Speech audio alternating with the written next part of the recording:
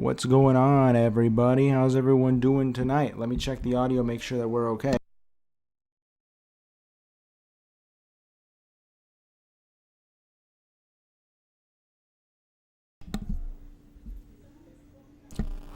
Let's see here. We're doing. What's going on, everybody? How's everyone doing tonight? Oh, we're good. We're good. I hear it here. Perfect.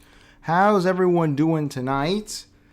Welcome to the King Leo Show. I'm your host, King Leo. Sorry, I'm a little tangled here. How's everyone doing tonight? We have a lot to get through today. Hopefully, we get to talk about Ron DeSantis, who is my governor, and he's terrible. He's just the worst. All right, cool. So this is perfect.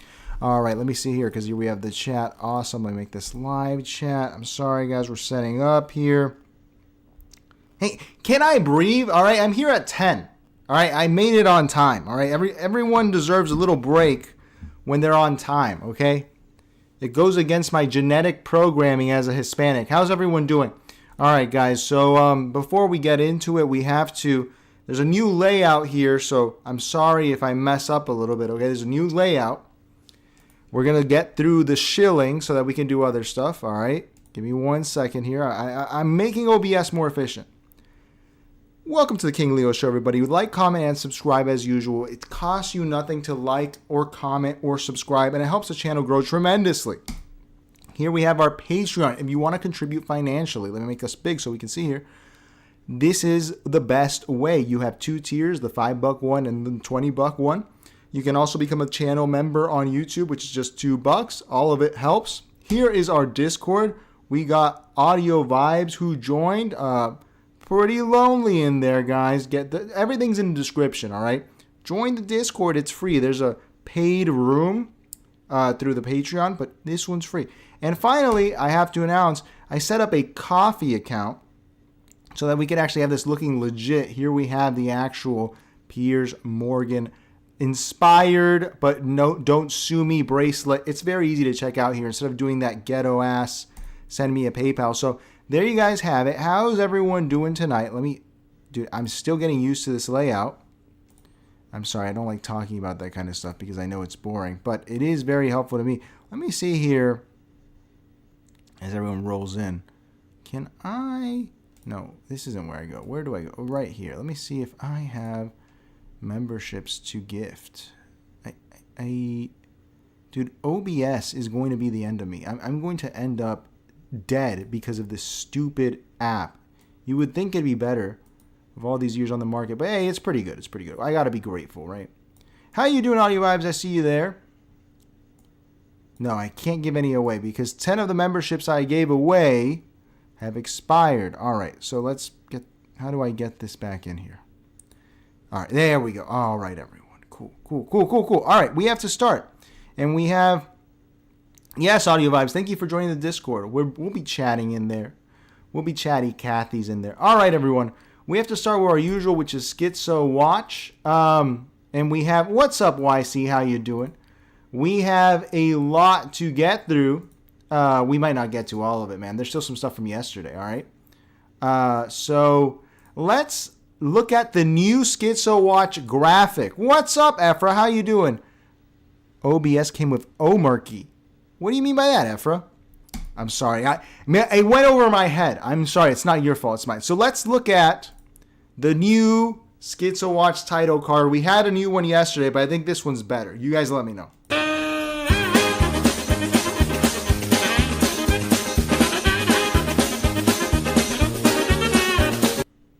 It's more animated. Okay, it's more animated. I think it's pretty good because the other one is the paranoid version. Let's watch that one again. Someone may get hurt. There are worse things than death. There's such a thing as evil. Just follow the money. They're pretty pissed off about something. This whole thing, all of this, it's all about me. I think I like the original one more. But let's see. All right. We got to get to Schizo Watch, and there's plenty to watch. All right, let's see what's going on. Let's start here with, look, the Crown Prince of Saudi Arabia visited America. I will admit I am biased. I like Saudi Arabia. I had a great time there. But what's interesting about this clip is, as we've talked about previously on the show, sports gambling in general has been essentially de facto legalized in this country and across the world, it seems at this point. To the point that the crown prince of Saudi Arabia is apologizing to the losers, the people who lost a bet on him wearing a suit. But what I don't get is that this is haram, So, dude, our Muslims are Bajalardian now. Let's watch him here apologize to people because of what he wore. So thank you again, Mr. President. Thank you. And also, before I come here, someone told me that there is in some of the bidding sites that they are bidding on me wearing black suits. And if you bid on me wearing black suits, I'm coming here with the black suits, they're gonna get almost 17x. So I want to tell them, sorry, you lose the bet. Maybe next time. So thank you, Mr. President. Thank you. So thank you. Did he have a short position on him wearing a suit on Polymarket? I mean, it sounds silly, but really think about it, dude. He's a Muslim. He is the custodian of the two holy mosques, in Medina and Mecca. And he's out here commenting on gambling. He must have, dude, he is bringing that place into the future faster than in America. Because seeing Muslims embrace gambling, I never thought I would see it in my life. Let's continue. What else we got? All right, this is a little more lighthearted, okay? But there is an actual point to me showing you this, all right? Let's watch this TikToker making like an observation of like racial differences. And it's funny. It's a joke, right? But I think there's something deeper here. Let's watch what he's doing.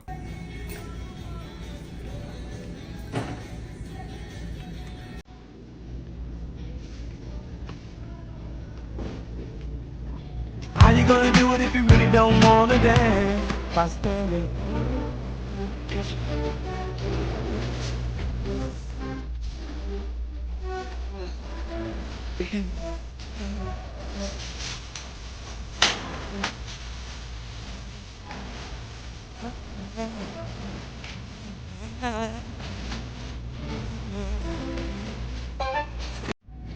So look, this young gentleman, he's a young black American, I assume. Maybe he's of African or Caribbean origin, I'm not sure. And he's making it the difference that when white people, I assume, like European American types, put an item back, they go and put it back where it belongs. Whereas minorities, in his case he's saying black Americans, tend to just leave it somewhere. Hispanics are guilty of this too. Now, the reason I think it's important and why it's important to put in Schizo Watch is that I actually think that the black position here is correct. And not to go full Paul Krugman here, but guys, we are in a crisis where jobs are going away every day because of AI, because of shrinking profits for corporations. What this man is showing us here is actually something that will keep people employed. If you put items back where they don't belong, you throw a wrench in the machine. The AI cannot solve that. You need a human being to solve this. This reminds me a lot, you'll see a lot of white nationalist types talking about putting the shopping cart back and how you should do that because it's part of society. If you put the shopping cart back, the cart boys will lose their jobs.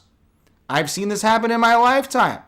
When I was in middle school, dude, the cool kids had a job at Publix putting the carts back. If you put them back, you are eliminating jobs. You are doing the part of corporate America. So the black position, while of course this is being posted in order to be like, oh, look at these black people being crazy. Dude, it is the right position if you care about humanity. It creates value and it creates jobs. Call it laziness. Maybe they're not thinking that way when they do it. Don't call me Paul Krugman here. But it's true that if you create disorder, you create jobs to solve the disorder. That's all I'm saying. I know the libertarians won't like that, but that's just my opinion. I'm not a libertarian, and I think that these jobs are worth keeping. Ephra says, Omarchy is a nerdy OS for developers, and I like it because it has something Neovim. You mostly use keyboard, almost no mouse, very fast, and makes learning AI a good experience. I'm going to look that up. Let me screenshot that, Ephra. All right, I'm going to look that up afterwards. Thank you, Ephra. That's pretty cool. I'm going to look that up. Let's continue with Schizo Watch. Okay, so this is a young Jewish lady that I found who I saw this clip a few months ago, okay, where she's mad at Christians that are trying to convert her from Judaism to Christianity. It's fine. You know, I'm not one to proselytize. I don't like proselytizers. I think faith is private. We're going to contrast this with a video she released today because in the Schizo Watch, dude, I think that people of the Jewish faith are now trying to convert people. I have never seen that happen before because I always thought it was an insular religion. Well, let's see what she posted a few months ago and what she posted today. To say something nice about Rabbi Shmuley. I will pray for him. I will pray for his conversion into Christianity. Go away with your unholy prayers. We don't want them. These Catholic extremists have been trying for 2,000 years to make us Jews Christian. But for 2,000 years, we Jews literally chose to have our throats slit and to be burned alive in public rather than convert to Christianity. It's not ever going to happen. We don't want it. It's the chutzpah that really gets me. These Catholic Jew haters study our Torah. They worship a Jew. They appropriated the entire Jewish story. They're the new chosen people. They are the new Israel. They have a New Testament. 90% of their religion comes from our religion. And they have the chutzpah to tell us Jews how to be religious. I'll pray for you to convert. You celebrate our holidays. Get the hell out of here. Right now, everyone is focused on Islamist Jew hatred, understandably so. But Catholic Jew hatred made Jewish life a living hell for 2,000 years. And it's back, my friends. To say I've been consistent on this, dude, and I'm going to repeat it again. Whoever is in charge of the propaganda for Jewish people and Israeli people after 2020 has dropped the ball. This is the most... Dude, look. My last name, it's either Basque or Jewish. This isn't even accurate. A bunch of Jews converted. All right? This was hundreds of years ago. I have no idea. I have no connection to the Jewish faith. But my last name is supposed to be a converso last name. A bunch of people converted, dude. They came over to the New World. So that's just not accurate. Secondly, this is a pretty strong demonization of the Catholic Church. You can call it Catholic extremist. This is Catholicism. I'm sorry. Catholicism is a universalist religion. I don't like proselytizing, but there are Jesuits that do it, and that's just the truth. This is bad propaganda, dude. I'm telling you, bro, whoever's in charge of the image of Jewish people, dude, I could do a better job. You guys have to. This is just creating resentments. I don't see how this is helpful at all. And let's compare that to what she released today.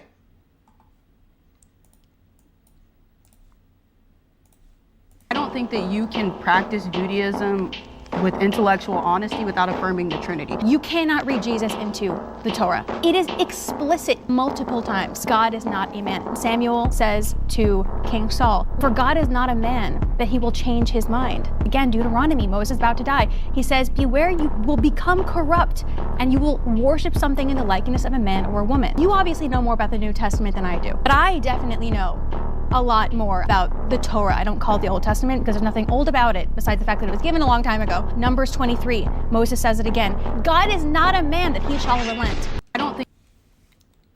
Now, you may think this is just antagonistic like the first one.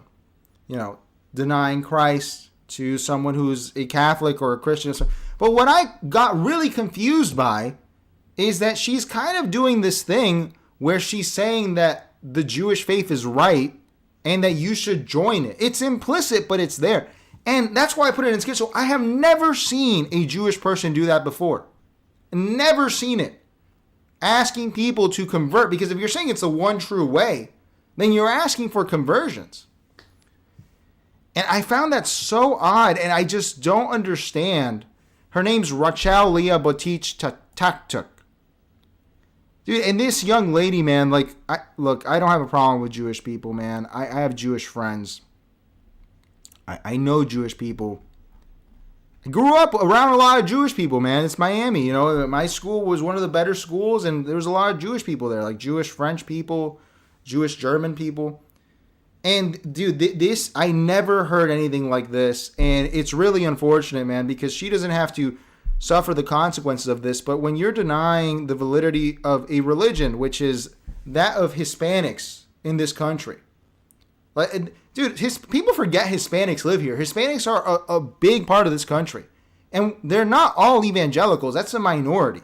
They're Catholic. And if you're going to be denying the Catholic religion, I'm a postmodern Catholic, so it's a little different. But, dude, I just don't see how this is good propaganda. This is just going to make people angry at you. I don't recommend, dude, shut this account down, dude. Like, Jewish people, man. You can't allow people. Chinese people don't allow this. Chinese people care about their image. You can't do this. It's not a good idea. Efra says, I just believe in God. Don't understand religious institutions, but I can see the argument where community is the point, which is cool, but not for me. I completely understand that position, Efra. As I say, I'm a postmodern Catholic. Look, I want to hold on to something that feels real. It's genetically mine. It's my heritage, right? And I like the community aspect too. I remember one time I went into a church in Rome. No, it was in Florence. And there were black Irish there. And I was like, holy shit, yeah, I forgot you guys are Catholic. This is crazy. They don't speak Italian or Spanish. That's kind of cool to see, like, being part of a club like that, It's interesting. It's not as valuable as it used to be, but it's pretty interesting. How you doing, Mr. Elu? No one. All right. Can I deny the validity of all religions? I think it's one or the other, right? You're either going to be a Richard Dawkins type, or you're going to be, I don't know, because everyone's becoming a jihadi is what I'm noticing. Everyone's becoming a jihadi. And when everyone's a jihadi, then this becomes chaos. And I don't love it. Chinese people generally look Chinese. Joe Rogan, that is true, Joe Rogan. That is true. All right, let's move on from religious stuff. Let's see here what Curtis Lewa posted. Dude, I manifested this. This is great stuff. I said that this was the Dark Knight election in a lot of ways. Let's see what he posted. This was last week. Because he's the hero Gotham deserves, but not the one it needs right now. Because he's not a hero. He's a silent guardian, a watchful protector, a dark knight.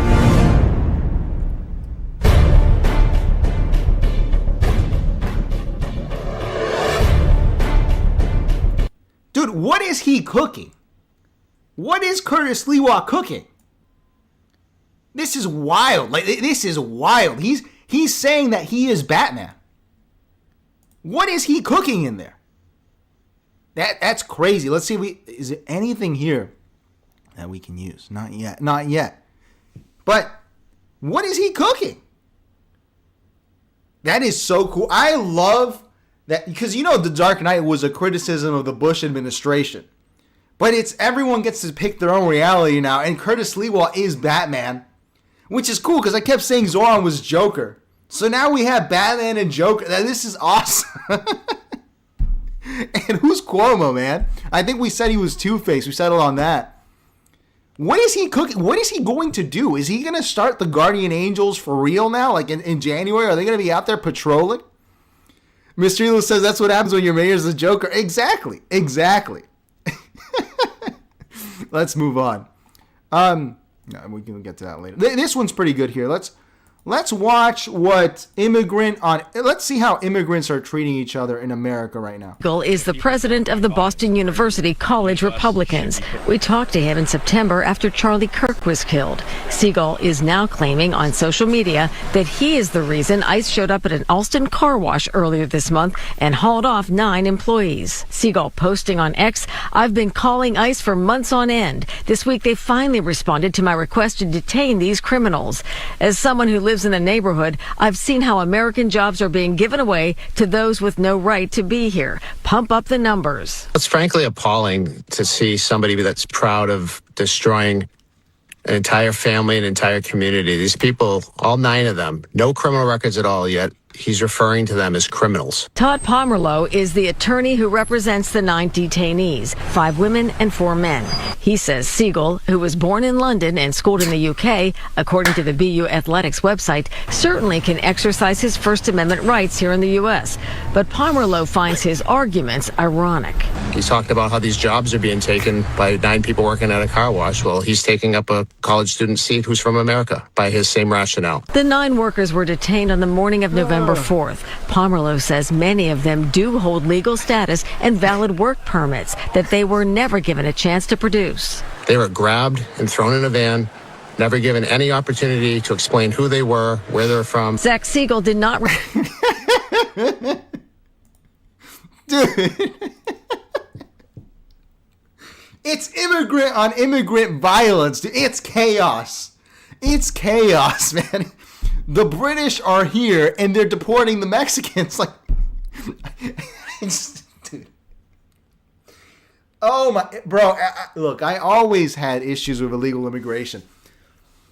Are we deporting people who work at car washes now? I mean, it's a car wash.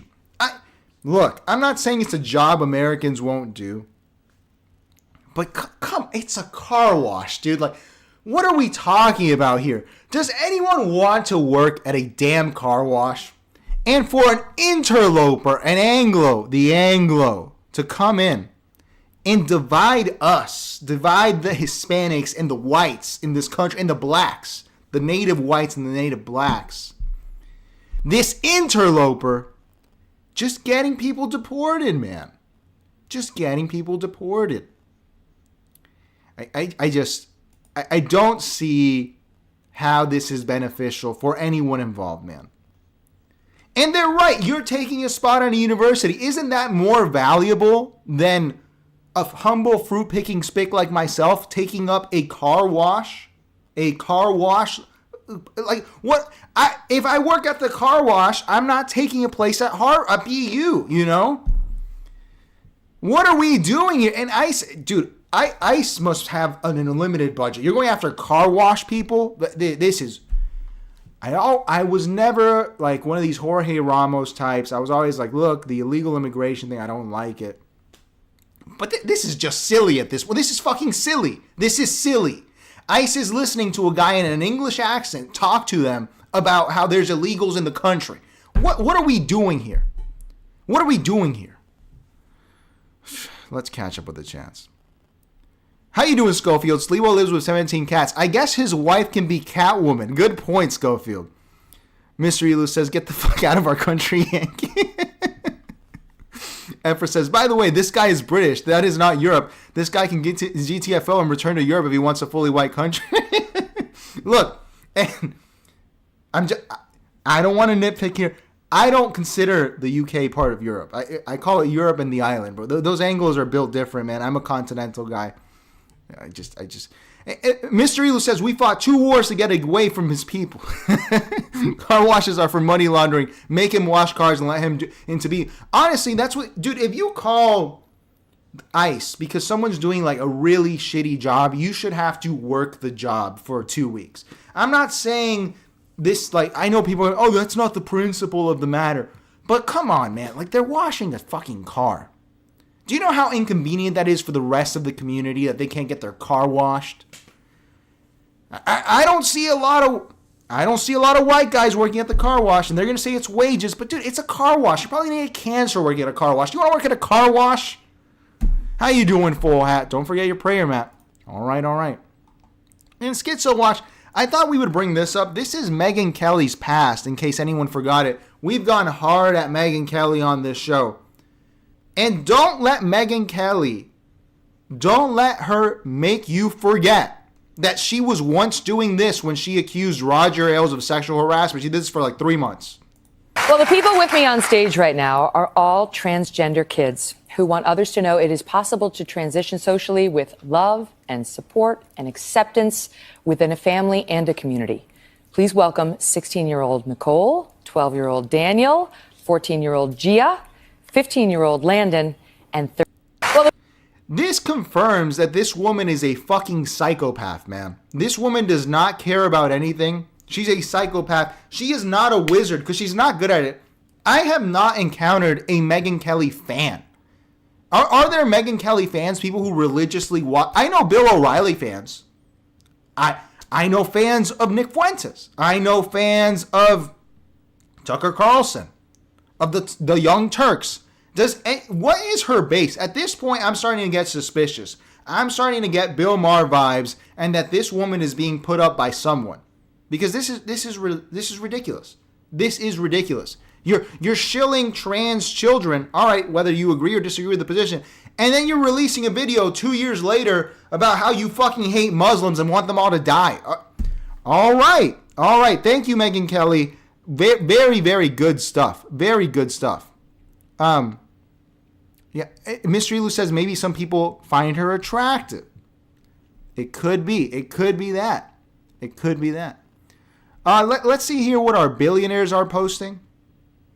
What our future trillionaire is retweeting this. Let's see what he's retweeting. Tangled but routed to where? You may cut him out of branches. Tangled but routed. Dude, there is no taste left. Look at him. He says, true story. Let me make this big so you can see. True story. True story. What is going on in this guy's head, dude? Elon Musk, I have never accepted the genius argument.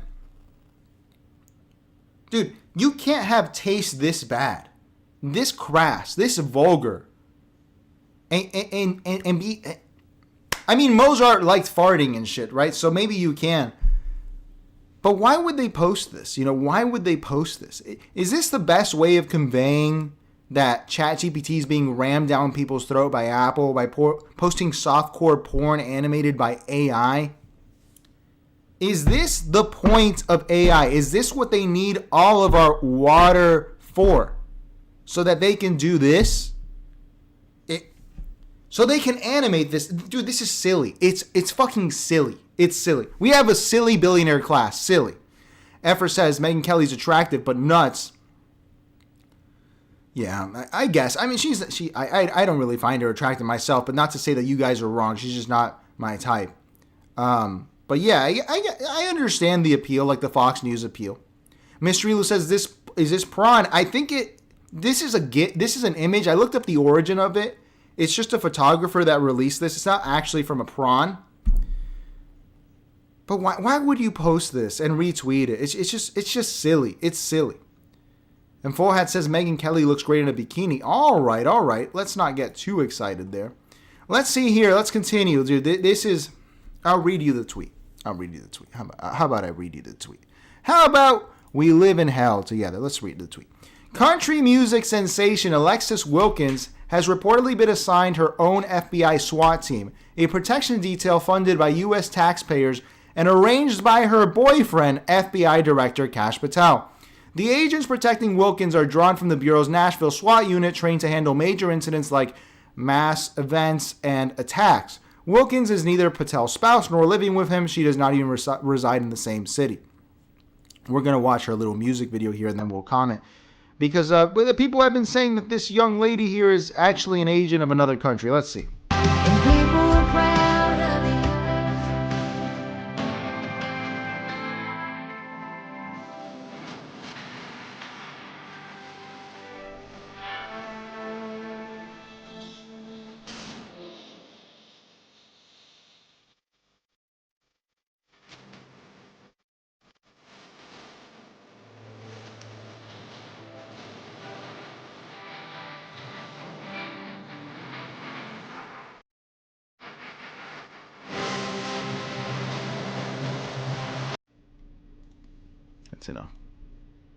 That's enough.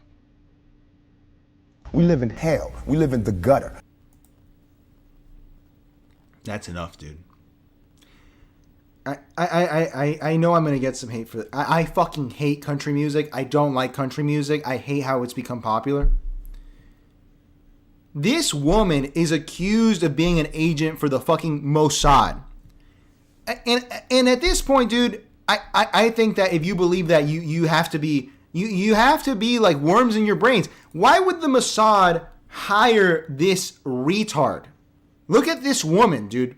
Look, I'm not saying because she's a woman, okay? Don't try to make me sexist. Dude, we need Edgar Hoover back, dude. We need J. Edgar back there. Dude, J. Edgar was just like a quiet gay guy, okay? That was more dignified than this shit, okay? A homosexual FBI director has more discretion with his spouse than fucking Kash Patel. Who is this woman? Bring back Hoover, dude. I knew Mr. Hoover, Mr. Patel. I worked with Mr. Hoover. You are no Mr. Hoover, Patel. This is sick shit, dude. Our FBI First Lady is a country pop singer that doesn't even live with the FBI director. Bro, what is this? This is hell. This is actually hell. We live in hell. We live in the gutter. This is hell. This is so sus. Let's try one of our new actions here. These fucking assholes! The fuck is their problem, man? What are we doing here, dude? This is an African or a Latin American or Southeast Asian fucking government at this point. The levels of corruption and the fact they're so explicit. Donald Trump's granddaughter got signed for playing golf. Why is this allowed? How is this allowed? This is Mobutu behavior. This is fucking Mobutu behavior, Suharto behavior. This is the behavior of a third world tin pot dictator. Let's move on. Let's catch up with the chants. It's just ridiculous. Ridiculous. Full Hat says complete control is the end product of AI. I do agree with that, Full Hat. Mystery Lou says, honestly, as an Indian guy, I could get honeypotted by the Mossad. Well, if you say that, you're going to get sued, so be careful saying that because they're suing everyone now. Kash Patel is suing people for free speech. All right, let's move on. Let's catch up with, as we always do on this show, I think we might have to make a title card for it. Let's look at what's going on in Charlie Kirk land, how people are mourning him. As I said, the people who are doing this respect him more than anyone else. So we have this first edit here. It was not my favorite one of the ones we saw. I assume this is from a prawn movie. Let's watch the next one here. Corvette, hop in a motherfucking jet like this. Corvette, hop in a motherfucking jet like this. And the last one we have for today is we have Charlie Kirk as Mia Khalifa. I told you the people who would miss him are the people who hated him the most. Look at them, begging for him to come back, trying this necromancy to see if it'll work. It won't work, man. He can't be replaced. Rest in peace, sincerely, Charlie Kirk. I don't like that they took you out, man. I don't like it. Let's move on. Let's watch here. Boris Johnson pronounced ChatGPT. Let's see how he's pronouncing it. This is interesting to watch. He became South African when he was pronouncing it. I love AI. Do you use AI? Absolutely. Do you use ChatGPT? Do you love ChatGPT? I love ChatGPT. I love it. ChatGPT is fantastic. It's so nice. ChatGPT. Do you like ChatGPT? He became South African. This is like a Rhodesian accent. Let's listen to it again. Love AI. Do you use AI? Absolutely. Do you use ChatGPT? Do you love ChatGPT? I love ChatGPT. I love it. ChatGPT is fantastic. It's so nice. ChatGPT. He speaks Greek. I don't know if it's the Greek getting into him or something. Boris, I'm going to say it like that now. ChatGPT. ChatGPT. That's a great one. That's a great one. We have to show this, but we'll get to that at the end. This we don't have time for. Let's watch here. This is pretty good, man. I fucking hate these red pill podcasts, man. I think they just push gender division and they make life hell for young people, man. And I'm glad to see that someone here, one of these young thoughts, if you want to call her that, one of these young OF models, finally put one of these guys in their place. I don't know much about Andrew Wilson, the victim here. But this is considered one of the top debaters amongst the Myron Gaines, Andrew Tate class. Andrew Tate is a wizard. Andrew Tate gets respect on this channel for being a wizard. Okay, he's a wizard. But this guy, I've always found him to just be like a yeller. One of the reasons I have an issue with him, is because of his debate with Richard Spencer. And Richard Spencer, as I've said before, never expected to align with the guy, but he's become a very sober centrist. And his treatment of him was it was unacceptable to me. So let's see how he got totally owned and destroyed by this young lady here. And it's about time people start doing this, dude. I'll try to rephrase this. I'm going to reframe. And I'm just going to be totally honest with you. I will never be able to convince you of my worldview. You won't. I know. But the reason is not because I'm not a great orator, or I don't make good points, or I haven't said things which should be compelling to a person. But Charlie, I just think, honestly, you're too fucking stupid to understand them. So, Andrew, can I sell you on my worldview? Yes. Your wife has 3 baby daddies and has been married twice before. And you you lick sniz. Under your religion. You lick sniz. What does that You're mean? a fucking dyke. Don't talk shit about my wife, you stupid bitch. Shut your fucking mouth. Shut your stupid bitch mouth. Your wife with the 3 baby What did I daddies? just say? Dyke? Your wife with the 3 baby daddies? I'm sorry, Dyke. Is she morally inconsequential in comparison to your ditch licking? Do the men that you try to... Do the women that you try show to... your hatred against... Do the women that you try to... them that they shouldn't... You know, Charlie, did I bring... Women? Do they know Charlie, that did I your bring wife your is 5 family? years older? Did I bring any of your family into anything? Stupid. Did I say anything about your family being stupid, Charlie? You could. It's You could because go I'm for it. better than you, Charlie. No, it's because you're embarrassed, and you know that the traditional values that you try to sell people on are bullshit because Let's you go are not through a it. traditional man. Chuck, let's go through it. It's about time that these guys, that this happens to them, dude. I'm not simping here. I'm not simping, all right? I'm not simping. But I've never liked this Red Pill podcast garbage, dude. They invite the dumbest people on to look stupid. It's exploitative. And it's not exploitative like the master wizard of the show, which is Piers Morgan. We love Piers Morgan here. Piers Morgan is our man, okay? This is just exploitative. For what? For what? To make... Dude, I got so much hate on a video this week because I said that it was a clip from one of the streams where I said that Tucker Carlson is pushing chemtrail theories, all right? And people are like, you don't understand. Chemtrails are real. Chemtrails are real. And I go, I don't fucking care if they're real. What am I supposed to do about them even if they are? This is stupid. This is occupying your mind and giving you anxiety, and you have no power over it. So when you invite people on in order to be like, oh, bro, all these bitches is hoes, man. Don't trust any of these women. Dude, what is the point of this? If this is the status quo, you're not changing behaviors with a podcast where you just castigate stupid people. So it's about time these guys get a taste of their own medicine, dude. How can you preach traditional values? I don't know how you could be traditional in postmodern hell. All right, this is hell. If there's tradition in hell, I would like to hear it. We live in hell. We live in the gutter. You are now preaching something that is obsolete. You are obsolete. You are obsolete, okay? And it's not good for society for young guys to be hearing that all these women is bitches. All these women is hoes. Why would you insert that into the conversation? I don't see it as helpful. Let's catch up with the chats. Mr. Elo says, is it bad that I'm horny for Charlie Kirk now?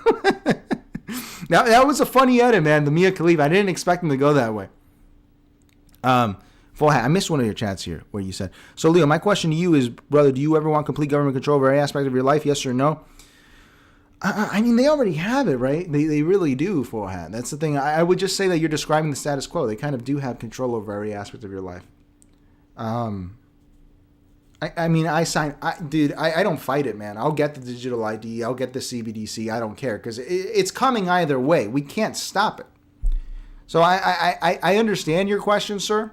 And I used to be a big privacy guy and all that, but now I'm just like, dude, it's going to happen whether I want it or not. It's coming from the left and the right. Either Trump or Biden's going to do it, so I don't care. Mr. Elo says, shut up, nerd. Exactly. Shut up, nerd, dude. Like, this is ridiculous. This is ridiculous. Ephra says, the man is secretly a drag queen guarantee. Dude, you can't push this traditional stuff. If someone's telling you to be traditional... This is boomerism, right? This is give him a firm handshake. But for relationships, why would you do this? People have to live in the now. It's not the 50s. It's not the 19th century. All right? Men used to hit their wives. It was legal. Statutory rape was legal. That's not the case anymore. Things have changed. Things have changed. Women used to be modest. Well, they're not anymore, dude. There's no hijabs in Saudi Arabia anymore. So what? What do you do about it? You cope and you learn. That's all that's left. It's the only option in hell. Just like JD Vance. All right. Says Mystery. That's funny. Forehead says, Leo, did Piers Morgan release his Crowder interview yet? I'm not sure if he's done a new one, sir. There's the older one. The one we're going to watch today is the Anna one, which is pretty good. Let's see. Do we have time for anything else that's worth looking at? Let's see here. This we can save. We can save this. We can save that. Yeah, let's move on to our last bit of Schizo Watch, which is here, which is a dude, I don't understand the anti-Zohran propaganda. It's very bad, okay? And the Free Press, which is it's a multi-million-dollar organization. It was acquired for millions and millions of dollars, like a bunch of dollars. All right, so that means you're smart, dude. I'm not cranky, but it's pissing me off. I fucking hate. I'm using ONS. This is the 2. I bought the 2 by accident. Okay, I usually use the 8. America has paused all innovation on these pouches, and the European ones are so much better. This is gross compared to the. If anyone's in Europe and you kiss the ground every day that you live in a continent where velo is allowed, all right. It's so stupid that we can't have these wet. Whatever. So the anti-Mamdani people, which the Free Press with Olivia Reingold, this pig of a person that we've seen several times here, she's not doing this right now. But now they're attacking him because of the rent stabilization proposals. And their attacks just reveal that there's a broken system here. They're trying to say it like he's going to fuck things up. But what they're showing is that things are already fucked up. Let's watch this clip here. It's worth watching just to see how bad the propaganda is getting. I'm currently standing in a vacant, rent-stabilized apartment that's been empty since 2021. And that's while New York City is undergoing a housing shortage. And the worst part is, it's estimated there are 50,000 other apartments, just like this one, sitting completely empty. The reason apartments like this are empty is because of a 2019 rent control law that prevented how much building owners could raise the rent on rent-stabilized apartments. And it's a well-meaning law. They thought it would protect renters. But what's really happened is it's taken away the incentive for building owners to upgrade these apartments because there's no way for them to make their money back. For example, if you put $100,000 into bringing this apartment up to code, the absolute max amount you could raise the rent is $347 a month. And the last tenant in this 2-bedroom Upper West Side apartment was only paying $1,160 a month, well below the market rate of $4,500 a month. Meanwhile, its estimated operating costs of an apartment like this start at $1,500 a month, and then there's the mortgage. So once you do the math, it's not hard to realize that for landlords, it's really hard to put tens of thousands of dollars into an apartment like this and only be able to raise the rent marginally and then still be operating at a loss. So what do? Unfortunately, they just lock the door and leave the apartments empty. It's estimated that 2.5% of New York's rental housing stock is sitting empty because of this 2019 law. And for a city that's talking about affordability and bringing more rental units on the market, this is just such low-hanging fruit, because if this law didn't exist, we could get these apartments renovated and back on the market within months. But as it stands right now, there's no incentive for landlords to do it, and so they're just sitting empty. A landlord who's dealing with a similar apartment like this wrote a piece today for the Free Press. You can read it at thefp.com. Yo, someone wake up Mao. I'm not a Maoist, dude. I'm not a Maoist. Someone wake up Mao. This is so insane. This is an insane criticism, dude. And it just shows you how bad these people... You're showing me a vacant apartment. You're showing me a landlord that owns 50,000 units of rent-stabilized apartments that he will not rent out because he won't turn a profit. How are people not supposed to turn into Maoists? This is insane. There should be a 300% vacancy tax, dude. How are you allowed to do this? And I've seen a lot of people say, I'm not sealing it because I'm not familiar with rent control, but I read about it in the comments here. And people are saying, dude, these people bought this knowing that it was a rent-controlled unit. So they made a shitty business decision, and because of that, everyone has to suffer. Dude, these people should sell the place. I'm sure a renovation, I'm not sure how these older buildings work, but a renovation should not run you over. A cheap one, a Home Depot shitty one, should be like $100,000, all right? I'm not saying that that's cheap, but you could put that on a couple credit cards, okay? It's going to suck. And maybe you don't get it done all at once. But someone could buy this and actually fix it. Why does it have to be rent? Dude, this country is going to go down a Maoist path if this continues. This is bad criticism. This is the perfect... At this point, you're just saying, hey, why don't you confiscate these and sell them on the open market? On the limited market to poor people. Dude, as much as like Scorsese and descendants of Italians complain about the tenements worked. Like people were able to live there. This to me is the worst piece of propaganda. It's just terrible. It's terrible. Just catch up with the chats. I hate everything. How you doing, man? How's New York? I missed you yesterday. I've seen better criticism. Yeah, dude, the free press is just the worst one. They really don't know how to criticize or win anything. It's ridiculous. Mr. Elu says, this looks like shit. It does. Why would you allow... It's cheaper for me to allow this to degrade. And, dude, this is why adverse possession exists, by the way. People like to say, oh, you're a communist. If you live somewhere and the owner does not notice for a decade, that land is yours. That's in the law in this country. Because you shouldn't be allowed to do this. This is ridiculous. Effort says, maybe that is a minor factor that affects rent, but the major one is the real estate got commoditized. It's the speculation plus many park this money this way. I completely agree, Effort. Mr. Elu says, red sun in the sky. Dude, it's coming because you can't post this kind of stuff and expect people to have a positive reaction to it. Ivan says, it's a fair criticism, not the worst. But I hate everything. What are they preaching as the solution? The solution is let them charge exuberant rents. I know the free market will take care of it because then they'll go down because there will be more units, supply and demand. I don't believe that. I really don't believe that. Sorry, I'm not an Adam Smith guy. And that's what I don't get. It's like there's no solution here besides naked, hard capitalism. And I know if this happens, dude, this is my problem. That's what Efra's saying. This is going to be rented out by like Russian expats and Chinese expats or people who live there. They'll sublet it. This is not going to be owned by anyone. What are homes for if not for living in? Not to get too Xi Jinping here. Fuad says, the thing with AI is that we need to make sure that the good guys team, America, maintains control of every aspect of technology. That is why other countries are investing trillions into the U.S. 2026 will bring economic domination from the U.S. Just stay frosty, folks. I hope so, man. I hope so.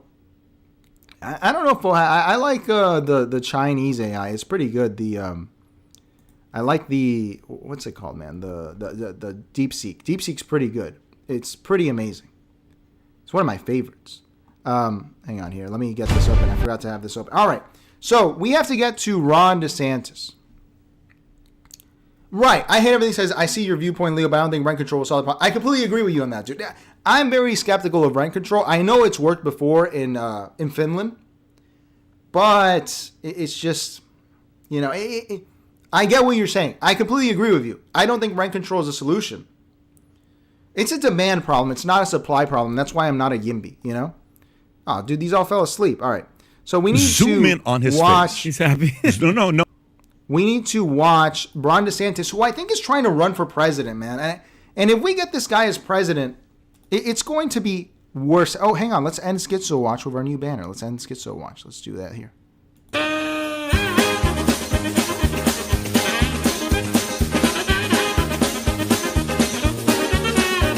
That was Schizo Watch. What do you guys think? It's pretty good, right? I like this one more than the other one. We have to watch some Patrick Bet-David, who we have a title card for, dude.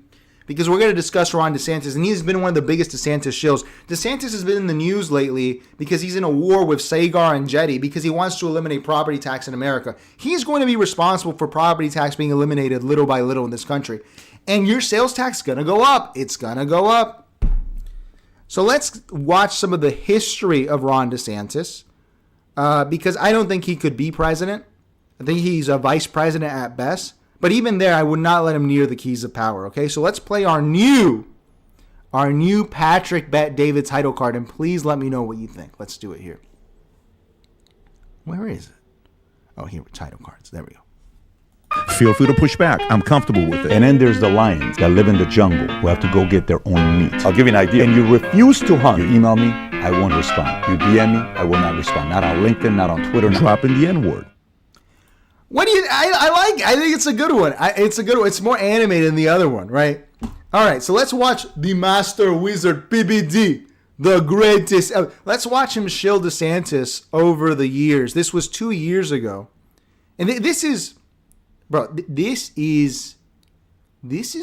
sounds. Look, dude.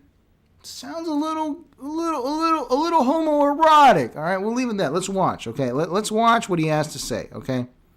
The sanctimonious, absolutely. That's what he is. He's the fucking worst, dude. I hate this guy. He's the worst governor our state has had. Let's watch here, PBD. It's shilling for him. Zoom in on his face. He's happy. No. Zoom in on his face. Forget about the picture they used or not. Okay. Do you know what I notice when I see that picture? Here's what I notice. I see a man who wants to take every single shot Trump's going to take at him away from him. He does not look like a meatball. He looks like he's lost 20 pounds. He looks good. He looks like he's got a full-time trainer. Mm-hmm. He looks like he's eating vegetables. Yeah. He looks like his diet has changed. He's gotten off of starch. He looks like he may even be on some kind of supplements, amino acids, some kind of fat burner. He's looking very, very good. When that day comes, when he hits the stage, he wants every single thing to be gone. And let me make my prediction. Go ahead. The moment, if President Trump makes a comment about meatball, he's going to say, well, let me just give you some facts here, because I know, President Trump, you're about the truth. Yeah. Mm-hmm. Here's some facts. Mm-hmm. Based on your doctors, this is your height, this is your weight. Oh, wow. My doctor gave me my height, my weight, my body fat. Here's where I'm at. I'm taking care of my health. Wow. I think it's important. I think he's strategically planning to show everybody how healthy he freaking is, and it's gonna go viral. Oh my! That didn't happen. That did not happen at all. He got completely crushed. It did not happen, okay? But the reason we're watching this is because PBD is someone who wanted to get him elected. And PBD lives in Florida. So he might have some insight into this. We're working up to today's clip where he's talked about him because he gave an address. He gave an address. Is that how he gave an address or an address? He gave an address at Yale. All right. So let's continue here. Okay. This is him glazing him a little more over here. This was. Are you the type of person, like I have people around me? I hate YouTube, man. This was 2 years ago as well when he was interviewing him because our governor, in case you're not aware, Ron DeSantis, loves to wear heels. They're called Cuban heels, all right? They're heels. Very normal behavior. Hey, dude, I'm going to have to drop this one.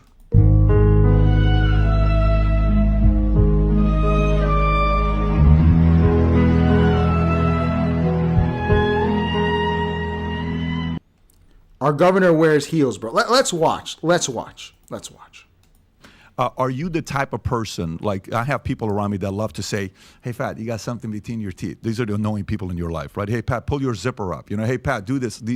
Hey, pull one of your socks is lower than the other one. I'm sure your marketing team points out how they're trying to troll you in the marketplace. Okay, I'm sure they're doing that. Can you bring this one clip? I know you were on, what do you call it, on... what was it? Bill Maher, and Bill Maher talked about the boots. I've seen you walk with these boots. Go ahead and play this clip. This on TikTok went viral. It doesn't have 1 million views. It doesn't have, 10 million views. This thing's got 1.2 million likes. And some people are wondering, what are they? I don't even. I haven't seen that. They've not shown this to you. Okay, No. What they're trying to say with this is that in your boots you have heels. No. That's what they're trying to say. Those are just standard off the rack Lucchese. How tall are you, Governor? How tall? 5'11". 5'11". Okay. Why don't you wear tennis shoes and dress shoes? I do wear tennis shoes when I work out. Yeah, 100%. You do? Yep. Okay. I got a gift for you. I'd love for you to wear, okay, I shop at Ferragamo, okay, and I I don't accept gifts. I can't accept it. I totally get it. I'm sorry. So if you like this clip, how do you address the affordability? Imagine the grift never ends, dude. The grift never ends. Look at Patrick Bet David giving him. He can't keep getting away. You can't keep getting away with it. You Here's a can't clip keep from getting away with DeSantis it. talking about what's going on in Georgia. So now we have to watch here. This was today. He's talking about, and the reason this clip is important is because I think that he's positioning himself for president, because he gave this address at Yale, and PBD is commenting on it. And we have now seen that PBD has a track record of glazing this guy, of glazing Ron. He loves Ron DeSantis. He wants Ron DeSantis all up in his face. He loves Ron. This is not a conspiracy theory. I think I've proven it, okay? This is the first video in a long time where I have seen him shilling him, okay? He's shilling him hard. This was a day ago. And this comes off the property tax thing, which we'll show later. This is very, very odd. I think that he has the tip and he knows that he's going to run. Okay, he's going to run for something. Because these campaigns, dude, they start 4 years before they start. Okay? Let's watch. Let's watch. Here's a clip from DeSantis talking about what's going on in Georgia and how America's being soft on a couple areas here. And I actually fully agree with them. Go ahead, Rob, if you want to play this clip. But, you know, you have some strain on the right that says, oh, no, you know, illegal immigration is bad. Illegal immigration, no matter what, is good. And wait a minute. Now, I'm not saying any of it's that it's all bad or what, but he has not improved at all, dude. Look at this. Hand in the pocket, implies nervousness, still a robotic, all that weight loss. It came right back. It came right back. And he's giving an address at Yale, and I didn't go to an Ivy League, bro, but you know what they say about Yale. He's part of that whole Yale thing. So let's continue. Bringing 10 million people from like Somalia and dumping them into Georgia, is that good because it's legal? I think you have to think critically about what are we doing with an immigration policy, and is it benefiting the American people? Is it helping to promote a strong American culture? We should never bring people into this country who hate America. I agree. And when common sense. I agree.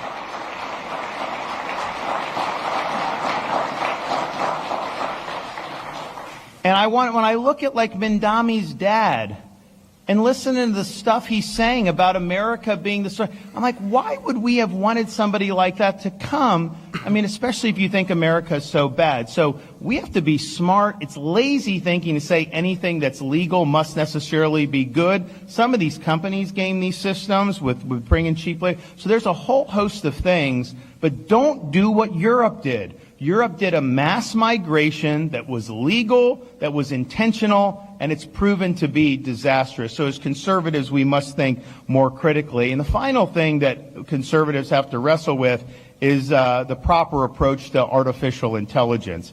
If you look at what's going on, it's a handful of very big companies that are driving most of this. Okay. You can't keep getting away with it. You can't keep getting away with it.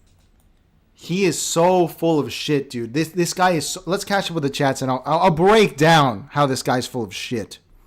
Mr. Elu says American Center of Humiliation. It's here. It's here. Meatball Ron DeSanctimonious. Absolutely. He's still a meatball to this day.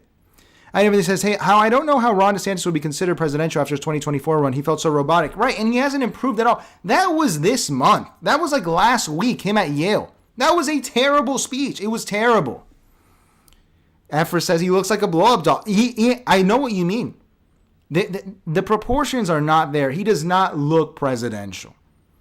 Full Hat says Vance Rubio 2028. I don't think that Vance is going to run for president, Full Hat. I don't think he would win. I had everything says Ron DeSantis, stop glazing me, PBD. Stop glazing me, PBD. PBD uses him as a blow. All right. Those boots are in Zelda. All right. Dude, he's so full of shit, man. That speech, man. It's 90% bullshit. But it's entertaining. I don't know when the establishment conservatives got the clear to start talking shit about legal immigration. But they got the clear. Thank Nick Fuentes for that. I think Nick Fuentes is the guy who broke that down. Okay, he's the one that broke that barrier for them. Because before that, it would staple a green card on the back of their diploma. That's why I tell you, these people have no principles, dude. The conservative has no principle. They eat slop. They are just terrible, terrible. Anyway, Ron DeSantis runs a state where, get this. If you're a citizen of an enemy country, he listed all of them, but let's say North Korea. Guess what our big legislation is against North Korean citizens in Florida? They cannot buy property near agricultural or military places of interest. How about they can't buy property at all? What the fuck? Dude, that's how they passed that law. They passed it with that.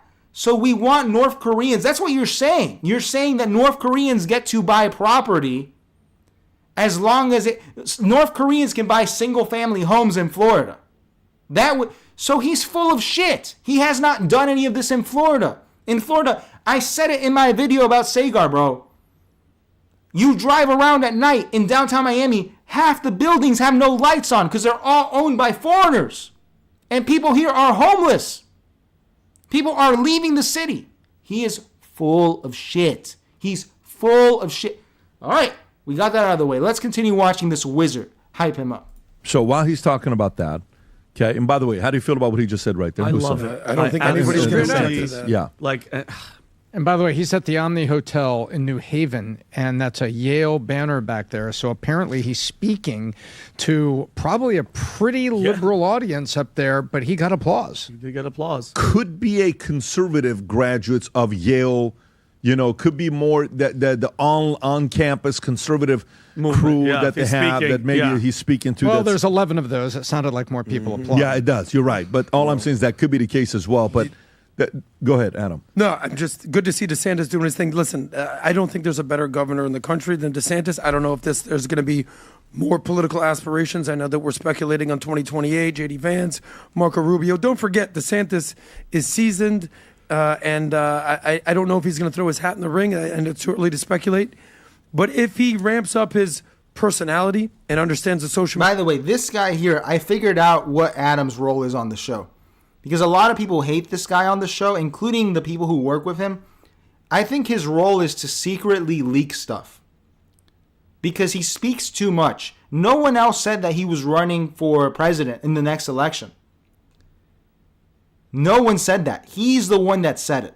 So I think Adam's role is to be like this leaky guy that they can all punch on. But he's leaking information. So I wouldn't be surprised if you see DeSantis run again, dude. He's a pathetic loser. That's something he would do.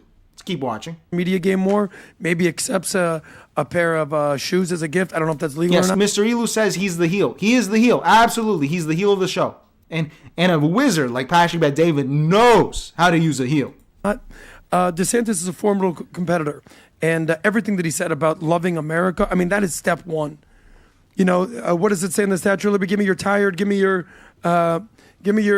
us your tired, your poor, your huddled masses yearning to breathe free. And sure, give us those people if they love America. If they're not going to be able to contribute to America in whatever capacity, at the very least, love America. Don't come here and start hating on America. It's unacceptable. No other country could stand for something like that. That's where I'm at with what DeSantis had to say. Yeah, I like what DeSantis had to say. I stole this trick from Andrew Bustamante, and it's really good for tearing down conservative retcon bullshit, okay? I like Andrew Bustamante, dude. I know he's a Fed, but I like him. I actually do like the guy. I think he's an insightful guy to listen to in terms of how these psychopaths that run stuff think. And he said, whenever someone tells you something, like if someone's like, oh, America is about owning a home. You go, is that in the Constitution? I have the Constitution right here. Is that anywhere in here? Is immigrants loving America anywhere in the Constitution? It's not. It's not there. It's not there. Okay? It's not there. I'm not saying whether that's good or bad policy. I'm not saying whether you agree or disagree. But that's how they get away with everything. And that's how I would counter this. I would say, does it say it in the document, the founding? It doesn't. So legislate it. So put it in the fucking... Dude, it's all just retcon bullshit, man. It's retcon. It's appealing to a limerick on the Statue of Liberty. That is not the Constitution. Let's continue. Let's continue. Dude, it's not even that I disagree. It's just I hate the way conservatives argue. It's retarded. It's the dumbest way of arguing. This is just ahistorical. It's American. It doesn't make sense.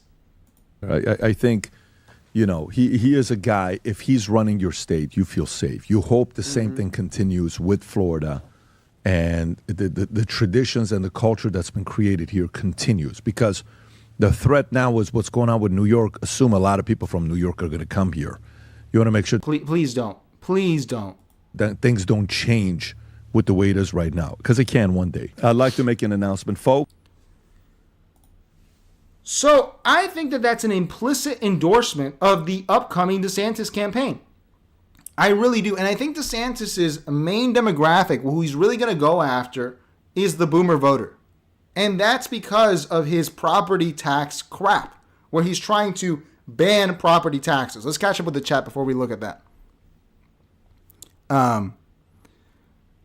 Mr. Elu says Ronald Reagan did amnesty. Right, the conservatives have no principles, dude. They have no They love to shill Reagan, who was a shitty president. I don't care. I'll say it. Ronald Reagan was not a good president. Oh, conservatives love Reagan, the guy who, I don't know, introduced no-fault divorce in California. Like, what did Ronald Reagan do for you? That's not even getting to the foreign policy. What did he do for conservatives to help them out? What did all right. No principles, man.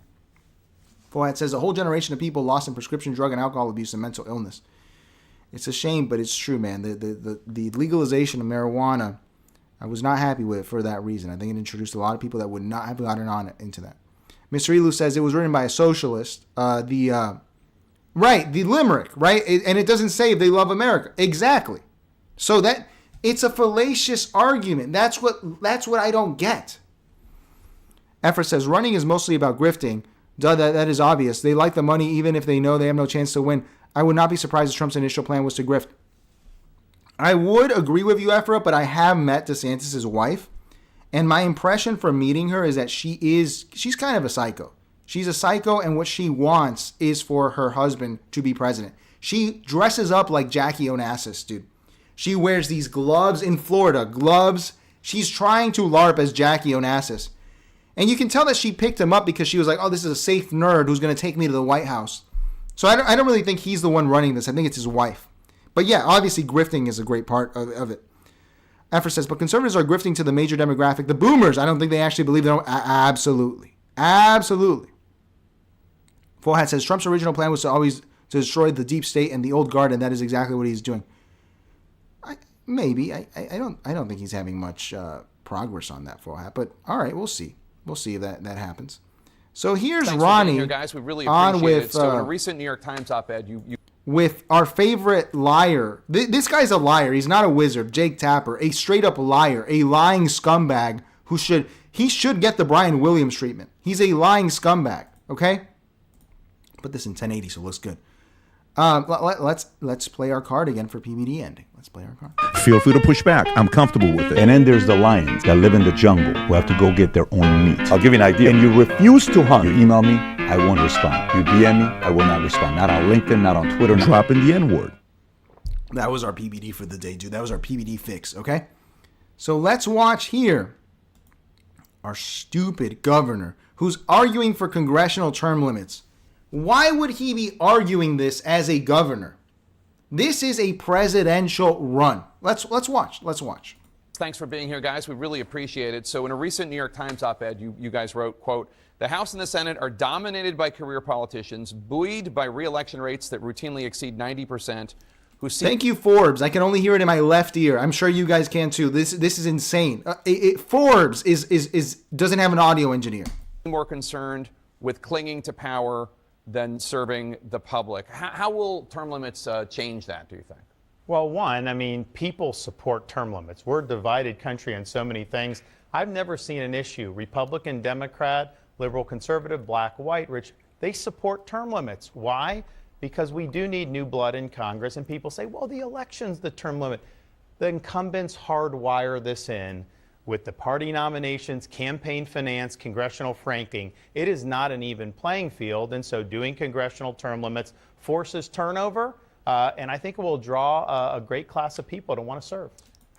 The cities in the state, Miami-Dade County has lost population net for 2 years in a row, something that hasn't happened in decades. And our governor is talking about term limits. He has no power to implement this. Okay, this is insane. This is insane. What is our governor doing? He should be in Tallahassee fixing the state. No, but he's running for president. Thank you. How will you force your former colleagues to willingly give up power? Because obviously this would have to become something that goes through the House and the Senate. Congress has to pass it, but we got to start with the state legislatures.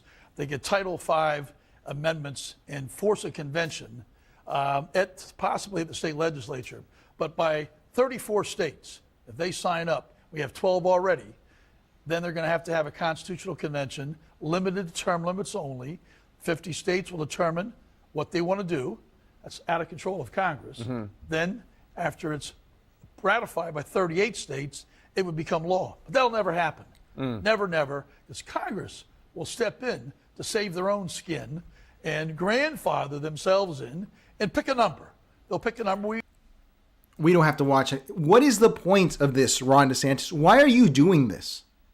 Just say you're running for president. If he stepped down as governor to run for president full time, it'd be a lot better. Because it seems like he doesn't want to be governor anymore.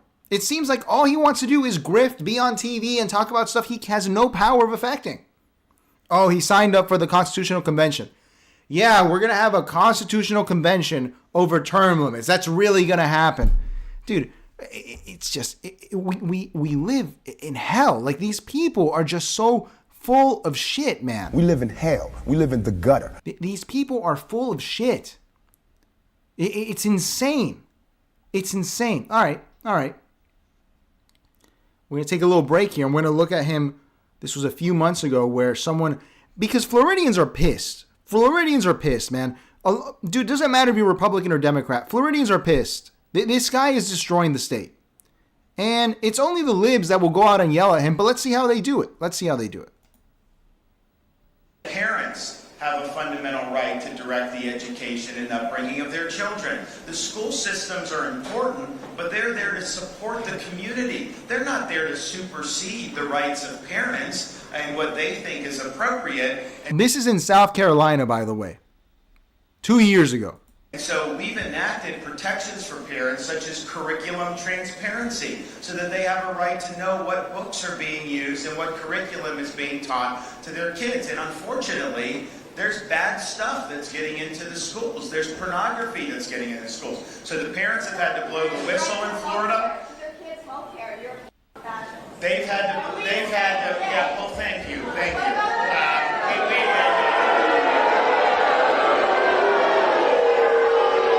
The reason this clip is important, look at the audience, dude. It's all boomers showing up to support this guy. This is his demographic, booing someone who, look, you may disagree.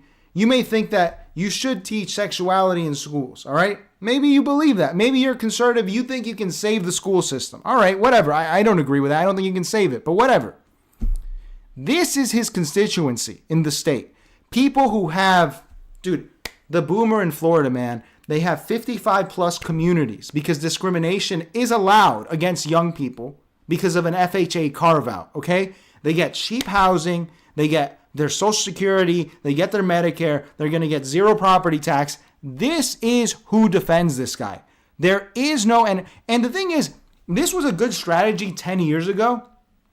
I don't think the boomer vote is going to matter as much. We saw it in New York, man. We saw it in New York. There are a lot of younger people coming up, man. A lot of younger people coming up. AudioF says boomers run Florida. Exactly. Let's catch up with the chats before we move on to his...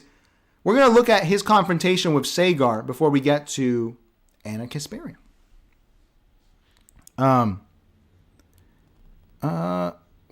Yes, we all love each other here, Full. Absolutely. Mr. Elo says that maybe he's trying to stop, Trump from running again. I mean, that's too Machiavellian for him. This guy's a dumbass.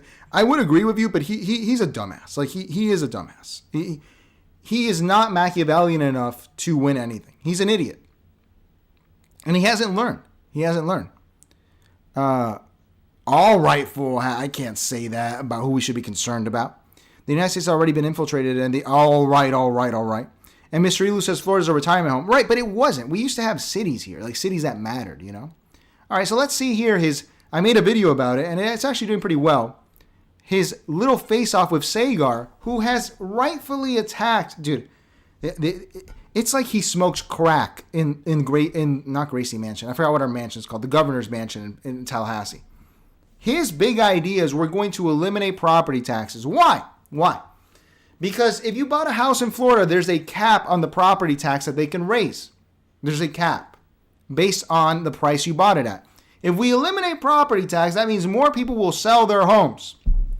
Really, it's not like it's going to drive home prices up if you eliminate property tax, whatever. But don't worry, they're not going to raise sales tax to make up the difference. Because remember, you eliminate property tax, you still got to pay for firemen, police, and all the corruption they do. We're going to bill it to the tourists in the form of hotel taxes that are higher. It's insane logic, dude. It's the logic for idiots. It's These fucking assholes! The fuck is their problem, man? These guys, they keep getting away with it. So let's watch him and Sagar here, who's actually going to bat for Floridians. Thank you, Sagar. I didn't like you in the past, but you're redeemed in my eyes. I don't even remember why I didn't like you. Let's see, okay? Let's see what he has to say. On the heels of Texas voters deciding to embrace lower property taxes and lower school taxes for boomers, Florida has decided to try and one-up them. Governor Ron DeSantis now fully embracing erasing all property taxes for so-called homestead owners in the state of Florida, with one of the oldest populations in the entire United States. Here is the governor's argument. From the property tax situation. It's very important, given how that's pinched so many homeowners, particularly our senior citizens who have their homes paid off and they bought it 30 years ago for a certain amount. Now they're being told it's worth so much more and they have to pony up more and more money. It's almost like they have to pay rent to the government just to be able to enjoy their property. And that's wrong. And we need to do something about it. I'll interrupt really quick to say this. There was a case in Florida where some retirees tried to sue the city where they were living in so that they could secede from it in order for them to stop paying property taxes, because get this, they're not using the schools and public services. Dude, it's not rent, okay? You don't own anything in any country, okay? You are paying to live there. That's just the truth. If the property tax is excessive, we can have a conversation about it. But this has been a long-standing attempt in Florida where they're trying to fucking remove this because these boomers don't want to pay for it. What's going to happen? It's going to be even more regressive. Poor people are going to pay for this. Middle class people, young people with no assets are going to end up paying for this. So let's see what Sagar had to say.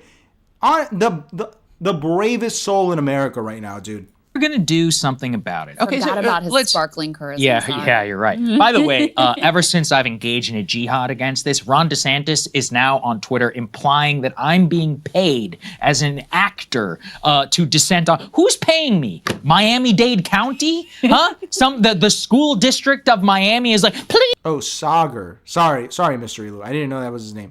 Please, sir, will you please post on behalf of the children of Florida? I'm doing this out of the goodness of my own heart, okay? Because I care about the young people in the state of Florida. And people like DeSantis and Greg Abbott love to go around and say, oh, look at all these families that are moving here to Florida. And at the same time, what's happening? They're enacting policy which will be a massive giveaway to the elderly. Now, their argument is actually we already cap property tax for old people, so this would be directly helpful to the young. Here's the deal, guys. It doesn't take a genius to do just a tiny little bit of research into where does all this property tax dollars go. Let's go ahead and let's put this up here, please. E4 up on the screen. Shall we deal with the world of numbers and actual funding? So here we go. This is the Florida Policy Institute. $18.5 billion is currently at stake for Florida counties. Now, the actual question here is about this so-called homestead tax property tax revenue. That's $7.8 billion for counties, $7.7 billion for school districts. Let's go through the counties where the homestead property tax revenue is the greatest share of the total government revenue. You've got multiple counties, including Nassau, St. John's, St. Lucie, and Miami-Dade, would lose most revenue in dollars from an exemption of homesteads from the property tax. Their basic argument is that by doing away with this, we'll shift the tax burden to the snowbirds and the second homeowners, and this will make it so that, quote, young families will not have to pay. Here's the deal. That ultimately, property tax is literally one of the least distortionary taxes that exists in the United States. Second, people say, you know how libertarians always like taxation is theft? Guys, property tax and land tax, and specifically, a general property tax has been around since before the Republic was even founded. It's income tax, capital gains tax, and all these other taxes, which are more novel inventions. Property tax is the most American tax that exists, that goes all the way back to, again, even before the founding. The reason why is, and again, this is even a Republican thing. If you think about it, when we pay income tax, where's that shit going? Do we really know? Venezuela, regime change, Israel, weapons, some bullshit, somebody else, boomers, Medicare, Social Security, something like that. When you pay property tax, you literally know where it is going, into your locality, your community, and schools. This entire thing is being sold as a way to shift the tax burden off of young people. If you're going to lose, I think that's all we have to watch, dude, because what's relevant here is I'm glad Sagar's attacking this. I'm very happy that he's doing this. But what's important to note is that what is the real reason for this? Baudrillardians, we like to think bigger. We like to try to understand the hell we're in. Why is Ron DeSantis doing this? And I think it's a presidential run. And he's trying to ingratiate himself with the boomer demographic, which tends to vote more. Let's see if that changes. Zohran proved it can change, okay? Let's see if that can change. I don't know if it can, but let's see. And Sagar, he's not missing the forest for the trees. I'm not saying that. He's right. He is completely right.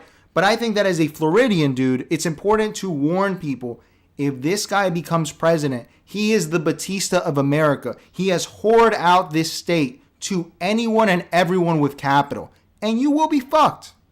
So that's why, that's just my theory as to why he's in the news, why he's fighting on Twitter, and why he's doing this ridiculous property tax thing. Let's catch up with chats and let's move on to Ana Kasparian. Well, it says the United States already... Oh, I saw that. Full Hat says, I know who your handlers are. Understand you are not allowed to criticize publicly. Well, Full Hat, I don't have handlers. I just don't want to be banned on YouTube. Mr. Elu says, I don't like any religion or nationality. It's pronounced Sagar. We live in hell. We live in the gutter. Let's let one of those out, man, because it's more. We live true. in hell. We live in the gutter. More true by the day, man. More true by the day. And Full Hat says he doesn't live in hell. All right. What was it, says Mr. Elu? What do you mean by that? Oh, the good decision. All right. Let's move on to Ana Kasparian, who I've been interested for a while in. All right. I actually... Ana Kasparian has always struck me as like this silly, Armenian woman who likes to yell about politics. Yeah, I like her. I think, I gotta say, as far as work goes, her work is actually not bad. It's not super noticeable because she has the Botox. I don't know who her surgeon is, but good on her. She actually found a good surgeon. I think Armenians must be good at this because Kim Kardashian did it too, right? So good for her. She has a good surgeon. All right. So she's making this heel turn. She's been doing this for about a couple of years now. We've seen her in the past, openly criticized Israel, get in a fight with Jillian Michaels. And I saw Tucker Carlson posted this clip. Tucker Carlson, who is at this point, I wouldn't even say a disinformation agent. I've grown to respect him after last week. And here, this video is titled, Ana Kasparian Destroys Ben Shapiro's Take on American Identity. I don't know if this is part of an older interview, but it comes off the heels of Tucker's attack on Ben Shapiro last week, which thank God he did that. Ben Shapiro belongs in the dustbin of history. And Ana Kasparian, I'm really trying to understand her motivation here because a lot of people are like, oh, Ana Kasparian's getting red pilled. You hear this from conservatives. She's getting red pilled. She's learning the reality. But I'm just trying to understand why she's speaking this way. Let's see how she's speaking to Tucker Carlson here. Minutes ago that you're proud to be Armenian, but that fundamentally you're American. And that suggests to me that the idea of my group versus your group, zero-sum identity politics, you're rejecting that. in favor of some more universalist connection to other people. We're all kind of in this together. Yeah, in favor of America and Americans, absolutely. Because if my brother actually confronted me about this, and I think he made a really good point. It made me start thinking differently. He kind of referred to America devolving into like a commuter country. Right. Where people come here and they don't see themselves as Americans. They're born here. They don't see themselves as Americans. They kind of see this as like the land of opportunity. But they think my identity is not an American. My identity is I'm white, I'm black, I'm Latino, I'm Armenian, whatever. And you kind of like segregate yourself into these like high school like cliques where everyone else is your enemy, right? And you can't be thinking about Americans that way. There has to be something that bonds us together, an identity that brings us together. And that identity is that we are Americans. Exactly. We should want to see this country thrive. And I think a lot of people who do immigrate to this country want to see this country thrive. They love this country and they hate what has happened to their country, right? The freedoms that they were not afforded in their country of origin. But make no mistake about it. If you are here and you think, well, I'm just here to reap the benefits of what this country offers, but I don't really care about the American identity or experience. Then you don't get it. You just don't get it. I mean, I don't know what else to say. One of the things that very conservative take, if we can call it that. Very Teddy Roosevelt, very unhyphenated American. Very Baudrillardian. Baudrillard was a big fan of America. He was a huge fan, and this is a Frenchman, that he loved California. He said California is where you can see the future, okay? He was a huge fan. And to see Anna say this, I wouldn't say it's too little too late. I actually, because I have the opposite view. It's the extremist view, all right? All right. What's his name? Matt whatever, the journalist, the idiot, the fat Cuban guy whose grandfather was an anarchist in Ybor City. No one knows that. Matt Iglesias. Matt Iglesias likes to talk about 1 billion Americans. Dude, I think there's 8 billion Americans. I believe in America. That's why I believe in it. Because 1KYAE, shout out to Lindy, man, 1,000-year American Empire is true. Everyone is an American now across the world in their sensibilities, in their way of dress, in the food they consume. We have wiped out most senses of cultural diversity. The striver class, but also the underclass of every country is essentially American in my view at this point. There are 8 billion Americans out there, dude. A foreigner is just an American you haven't met yet, as my producer said, okay? This is a very interesting position to take. I'm glad to see it catching steam because we can all be Americans. This might actually be the way forward. It might be the way forward. If everyone becomes an American, a lot of things get solved. And, she's doing it with a melting pot aspect. But that's just my take. That's a Baudrillardian take. We are all heading towards America. America is the peak. It's the peak of identity. All right? This is the peak. You can't become Chinese. As much as I love China, you cannot become Chinese, right? But you can become an American. And a lot of people have done it. And here she is saying this point. And you wouldn't hear this a lot from people on the left before. It was always a very anti-American identity. It was very anti-American. And so why is she doing this? This is not populism per se, but it is more of this Tucker wing aligned stuff. And, Tucker, I assume that he has some conservative views on economics, probably more free market inclined, but this is an interesting bridge that's being built from a former TYT person. Let's catch up with the chats and continue. Let's see here.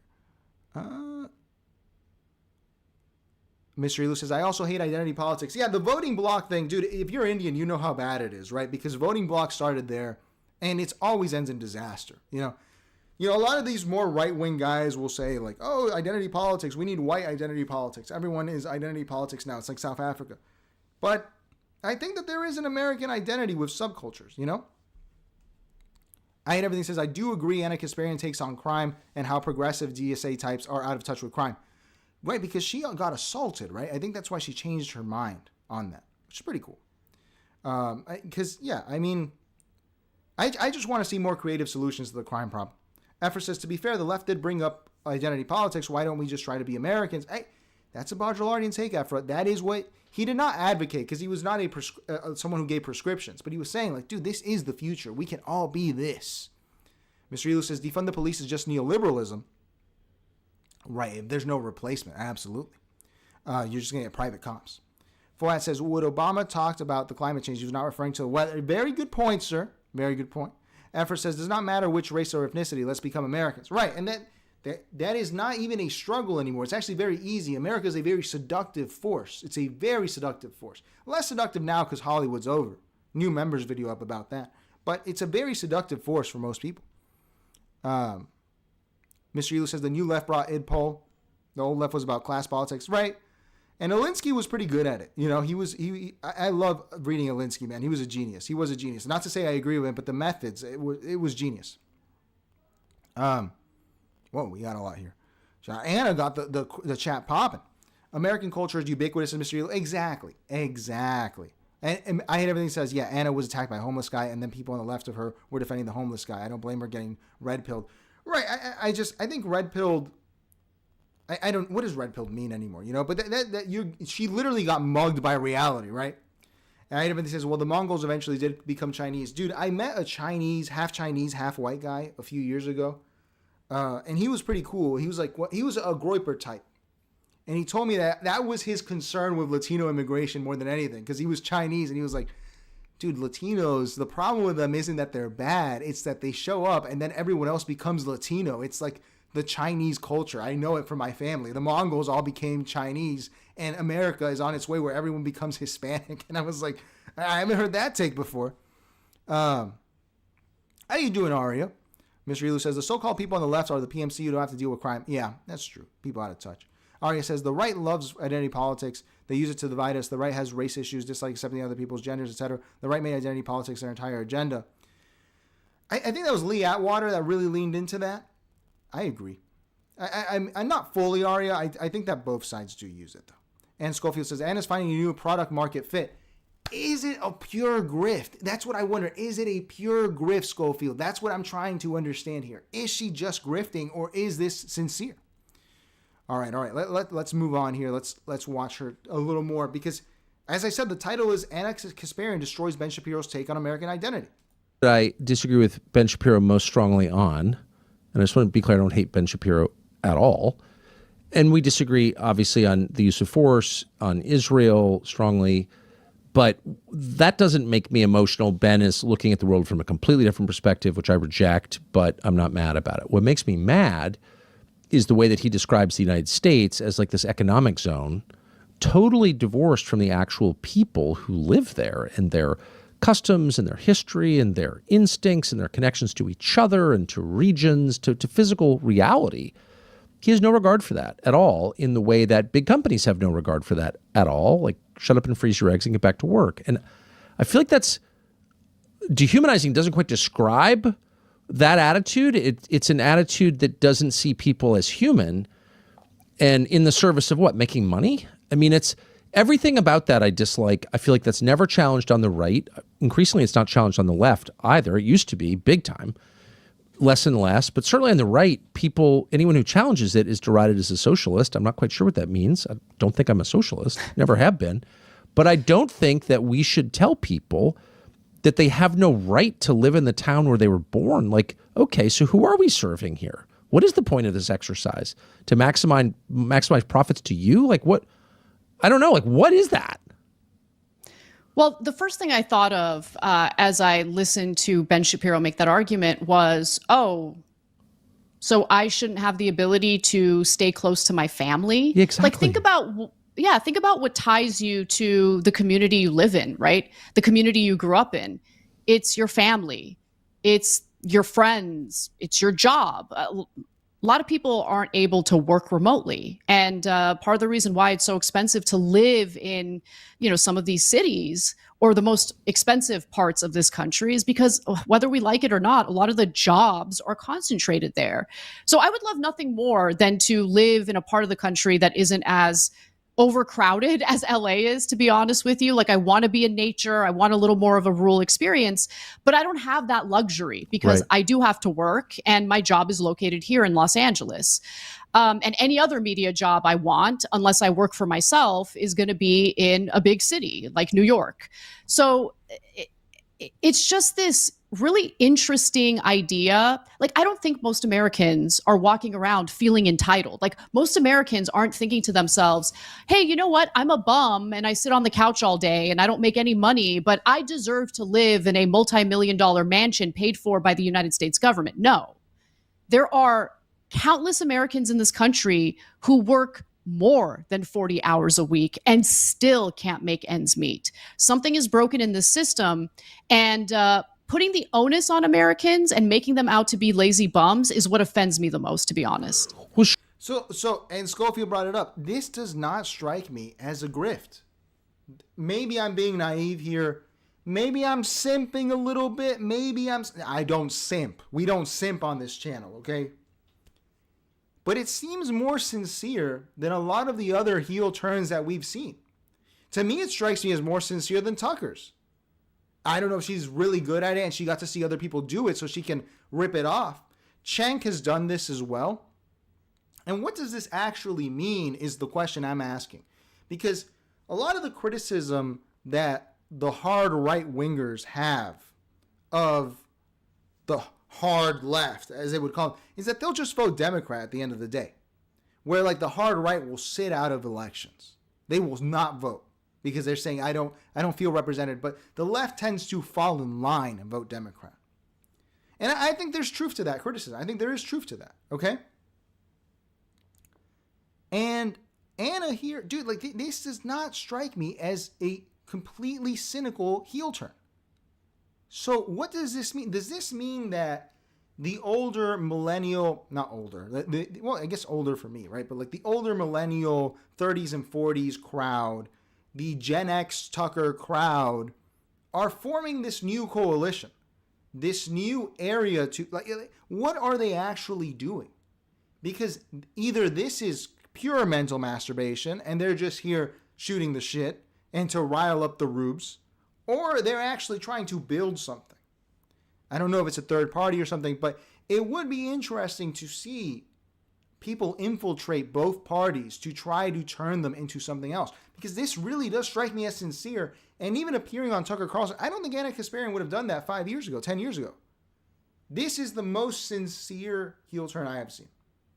Maybe I'm wrong, maybe I'm naive, but it strikes me as sincere. Let's catch up with the chats before we get to see her on the Wizard Show today.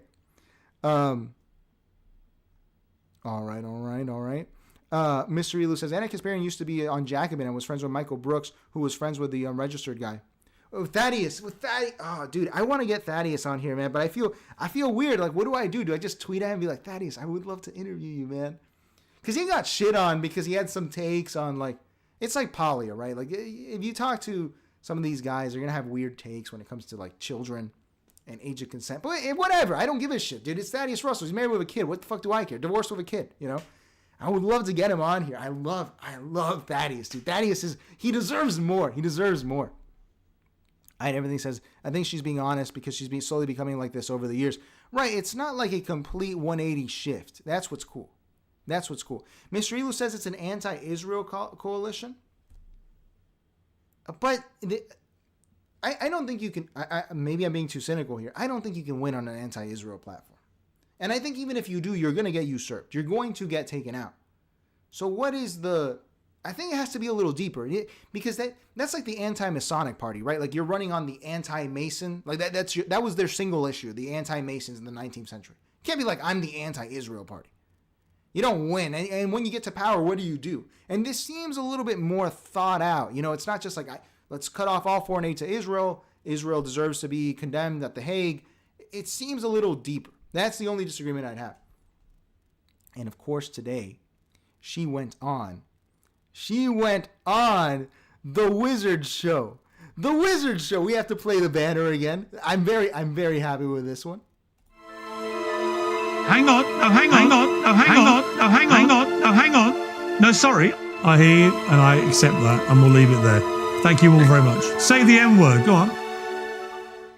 All right. So we have to get, I think the best part here is because they're mostly dealing with the Epstein files and Thomas Crooks, which is not surprising because this is what Tucker's beat is right now. I mean, we watched it here. He released that whole thing against Thomas Crooks. Against Donald Trump's FBI, against the FBI in general, saying that things are suspicious. They're suspicious. And Ana here's coming in with the Tucker position. So let's see what she had to say here in terms of the redactions in the Epstein files. Let's see what she has to say. So just to what Wajahat said a moment ago, yeah, of course, and that's actually why in the U.S. This guy sucks. I really don't like this guy, dude. I don't like Chris Rufo either. Let's notice the outfits. Piers kept it serious today, okay? Notice the outfits. Suit, unbuttoned, but it's still a suit. Jacket over t-shirt. Tasteful look here for Ana Kasparian. This is all straight men today, okay? But Buck Sexton, if you know anything about this guy, dude, this guy is literally former CIA, if I'm not mistaken. Literally former intelligence. I don't understand how anyone follows these intelligence guys, okay? And because of that, they have more legitimacy when it comes to the Epstein files. So let's see what Ana says to these guys. I'm sure Chris Rufo... I can't stand Chris Rufo, dude. This guy just grifted off of the public school thing. Code for some of the crimes that could be contained in this theoretically, or some of the things we're talking about, trafficking of minors. There's no statute of limitations, and 25 to life is very standard. And of course, anybody involved in that should pay that federal penalty, regardless of political party. I'm sure the panel all agrees with that. But there's this other component of this as well, which we're also getting to now, which is Epstein had contact with a lot of people. Epstein somehow, and this is where I think the money thing is fascinating, was able to impress and ingratiate himself to some of the most powerful and connected people in the world, which is a pretty remarkable feat when you think about it, and was able to stay in their orbit even after he was a convicted sex offender. Well, that's the bit. I mean, there's one really interesting thing that's been put in these files that's come out, which Semaphore, actually, Ben Smith's put out there as a link to read, is a 4,000-word profile that Michael Wolff was planning on Jeffrey Epstein a number of years ago. And it never appeared.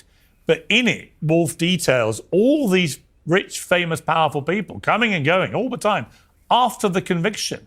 So they're going to a convicted pedophile's home to either ingratiate... What is the wizard cooking, bro? What is he doing here? Because he loves Trump. So what is he doing here? This whole panel is lending legitimacy to the idea that Trump is not releasing this stuff because he has bad stuff in these files. Why is he doing this? Themselves, to socialize with him, to do business. And I always took a view, for example, with the former Prince Andrew, now just common old Andrew, was that there was nothing which proved beyond any doubt that he had carried on past what he'd said publicly was the cutoff point of them being seen in Central Park. I went to say goodbye because of the conviction. We had to end our thing. His ex-wife, Sarah Ferguson, said the same thing, publicly disowned him because of the conviction and so on. And then what these emails have shown is that actually both of them continued to have contact with him way past their supposed public cutoff point. Yeah, I mean, look, this is pretty straightforward. If you sit down with somebody, if you've got a friend and, it comes out that he cheated on his taxes a little bit, maybe did a little time, okay, he paid his debt to society. We're talking about the trafficking of underage girls here. We're talking about being a sex criminal. You would think that any person would want to have just the common ethics, decency, and good sense to be like, I'm not going to be flying on this guy's jet, going to his island, or spending a lot of time with him. So that's a big part of it. But now we also get to, there may be, can I just make a prediction about this? Yeah. I don't think there'll be the smoking gun, which would mean someone can actually get prosecuted. If they can, they should. Meaning if it's there, I think they're absolutely. I think a number of high-profile men. If Piers is saying that people will get in trouble, I believe him. Normally, I'd say no, but I defer my brain to Piers. Piers had an episode on Venezuela, dude. If I were Maduro, I'd be scared. The Piers Index is what you should be scared of. Are going to be criminally prosecuted. I really do. I think you're going to see, as David Boies said, I think you're going to see between 6 and 12 at least actually face potential prosecution. I would be surprised, Piers, but if it's there, they absolutely should be prosecuted. So we're just, we're surmising what's going to be in the files. But beyond that, there's going to be a lot of, not all the answers are there, and now I'm going to attack whomever I want to attack politically with this, and it's specifically Donald Trump. It's not like after the files come out, people are going to stop talking about this. No, but it is. So, it's interesting what Majah has said about the cover-up, right? So I was literally last week at the Richard Nixon Presidential Library and Museum in California, in Orange County. My producer went to this. Just going around it as his old home, the old helicopter where he did the famous jubilant wave goodbye to the American people and so on. But, if you remember Watergate was widely ignored for, well over a year as Woodward and Bernstein were unraveling this stuff in the Washington Post. And then it finally, the drip, drip, drip, finally erupted into an inferno. And it was the inferno of the cover-up rather than the initial incident, and that was what did for Nixon. And if I was advising Donald Trump, I'd be like, if you look at the number of people, MAGA supporters, like real diehard Trumpers. This is straight to Trump, by the way. This is straight to Trump. Who are really genuinely angry about this. It will, in the end, for Donald Trump, he's got to be careful that the drip, drip, drip doesn't become the unstoppable, inferno's the wrong analogy, I would say like a tidal wave, right, which sinks you because of the cover-up or perceived cover-up. And I think Watergate is a good example. If you just had the initial incident, then Nixon could have survived that if he'd been completely upfront at the time. It was the lying that went on about the incident that did for him. Well, Piers, I want to say there's 4 leaks, if you will, when it comes to this. So this guy is anti-Trump, so I'm not really interested in what he has to say. I want to see what Ana has to say. Let's look at Ana. Dude, when are they going to let... Can a woman speak? Can a woman speak? God, dude. Country with an innocent angel running it. No, this is Saudi Arabia. Here we go. Where are we here? Dude, I lost... Here we go. Okay, let's see her here. Precedented, because normally the Trump's people are... Well, look, I think you're absolutely right in that the American people aren't going to let this go. And I think it's a beautiful thing that you have Americans both on the left and right who want justice, who want disclosure, who want transparency. And they want this president to follow through on some of his campaign promises, including, releasing all of the files related to both JFK's assassination and MLK's assassination as well. And he's fallen short on that. But I just want to kind of caution everyone who's been kind of celebrating the vote in Congress yesterday. Yes, it was a near unanimous vote. Clay Higgins was the only Republican lawmaker in the House who voted against it because he shares the concerns that it would lead to injustice for people who are named in the files but were cleared of any wrongdoing. But I would just venture to say that our justice system has failed Epstein's survivors. It has failed the American people. And to put that system on a pedestal when it really needs to be gutted and reformed at this point, I think is a weak argument to say the least. But one thing that I would caution about is the fact that immediately after the House held its vote to release the Epstein files yesterday, the House Oversight Committee started putting out subpoenas to various banks that had alleged ties to Epstein. Now, these investigations could lead to an argument that we're not going to release the files because it's part of an active investigation. So I'm worried that there might have been some sort of backroom deal. But on that, I think, as Buck said, Go ahead. I just don't think that's going to fly. If they try and do that, I don't think it's going to fly with the American people. I agree. But I do think that might be the possible plot here. The American people aren't going to let it go. So if they think that it's going to work. Buck. So that was the relevant part here. I saw Mr. Schofield said, this panel's a little bland, so Piers had to spice it set up. That is not bad for you to notice, dude. Because this is bland. He's making it more serious. This is a serious circus today, okay? There's no lions and hyenas. Today we have the penguins, and they're well trained, okay? This is a more serious show. Why is he doing this? I think he's doing this because he's trying to speak directly to Trump. He's bringing on higher caliber people that Trump knows. I think Trump knows Buck Sexton and Chris Rufo. At least through DeSantis, he knows them. And Ana here, but what's interesting is what she's saying it's very Tucker aligned because Tucker did not outright come out and blame Trump or accuse him of being in these files. She's coming out and saying, hey, look, there could be, he has disappointed us in the past. He may disappoint us with these files again. And that would not be good. The American people, she's really hanging on to this American thing. The American people are not going to be happy about that. This heel turn, dude, it's like, not to be corny like Elon Musk, but it is becoming sort of an America party. It's like, we love America. A lot of people say Tucker is racist, right? Tucker, one of his best interviews was with Ice Cube, okay? And Tucker was actually angry because the LAPD cut down all the trees in the LA hood in order to spot criminals with helicopters, okay? And he was angry about it because he said it's bad for a community. So Tucker, I've never really had the impression that he's a racist guy myself. Ana Kasparian has all the bona fides to say that she's not a racist gal because she was a progressive. And for this reason, I really think that they're doing something here that is deeper than what we know. Like, this is, they already hijacked it with Elon Musk, the America Party. But there is like this America Party energy brewing with these two and the other people around them. Cenk is like this too. And this could actually represent something dangerous to the, not to the establishment, but to the people who are vying for power, I think. Because if they do this, if they are able to actually show up with a plan, educated elites that have massive audiences, they could throw an election. I mean, this is what Nick Fuentes tried to do. It didn't work, but he tried to do this. He tried to hold the vote to not let Trump win. And if all of these people are aligning like this, it's either a grift, but I think it's actually an attempt at power. Just my take. I think Ana Kasparian is sincere. Let's catch up with the chats, and we'll end with some bad news here for Zohran Mamdani. All right. I'm glad to see Full Hat and Ari are getting along. Mr. Elu says Larry Summers already resigned from Harvard.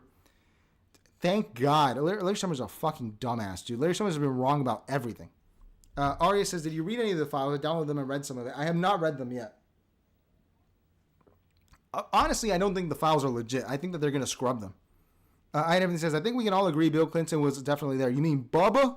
Bubba was there? I Hate Everything? Arya says, a lot of Ken Starr emails to Epstein and Woody Allen and his wife emails. What? Why is that in there? Oh, they're emailing. Okay, that's interesting. Bill Clinton was definitely there, and so was Trump. I mean, Trump was in the orbit. I think we know that at this point for sure. Full Hat says Trump has set a huge trap and the Democrats took the bait. I'm not sure about that, my friend. I'm not sure. Arya says Trump is so obvious in his complicity at putting Ghislaine in the low-level security prison in exchange for testimony from a convicted perjurer. The thing is, I think that Ghislaine would go to a camp regardless, right? Because why would she go to like max security, right? She's not a violent offender. Not to say that there's no violence in child trafficking, but she would end up at a camp. But I get what you mean, Ari. I get what you mean.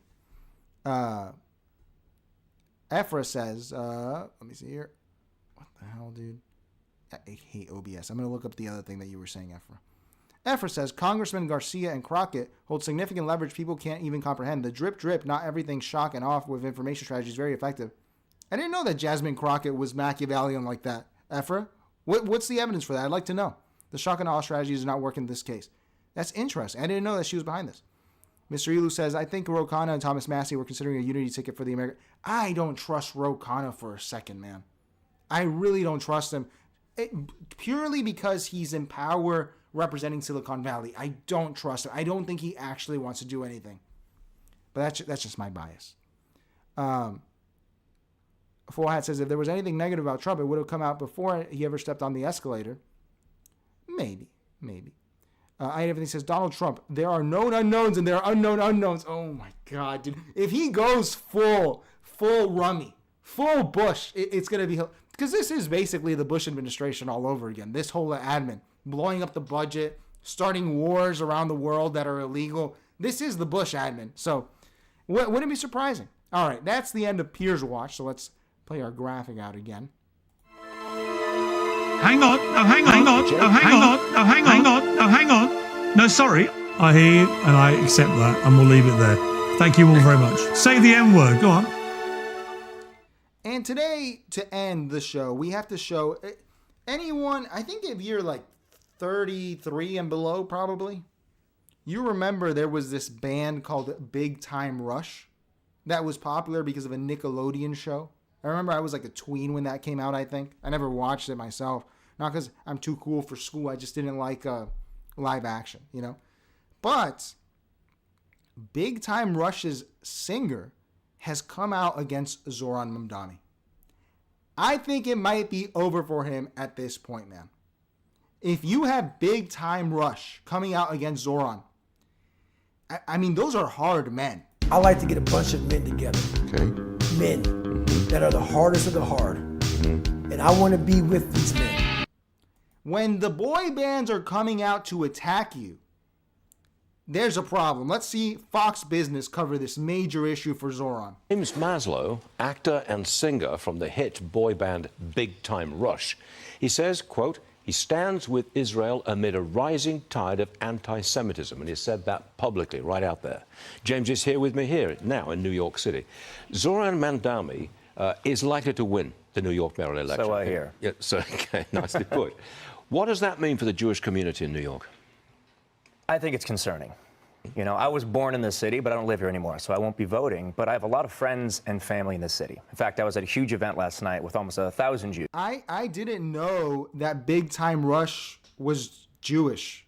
I don't know if they're all Jewish, but I'm surprised. I didn't know that Big Time Rush had any Jewish members in it. Not to say Jewish guys aren't talented. I mean, Kiss is Jewish, dude. They're all Jewish in Kiss, you know? But it really surprised me to see this, you know? Like, dude, I don't know if it's trying to restart his career because I don't know what happened to him since Big Time Rush, but coming out against him with the Israel stuff is truly something. Is truly something. Let's continue. And the majority of whom I spoke to voiced their concern, and I think they have a lot of valid reasons to be concerned. I mean, this is a guy who... What are they worried about? He won't condemn October 7th, first off. And then it seems that he won't condemn terrorism of any kind. And this is in a city that experienced 9/11 directly. That's a scary thing. It's a city that represents the... Okay, we have to start playing the X-Files music whenever people come up with this stuff now. We really do.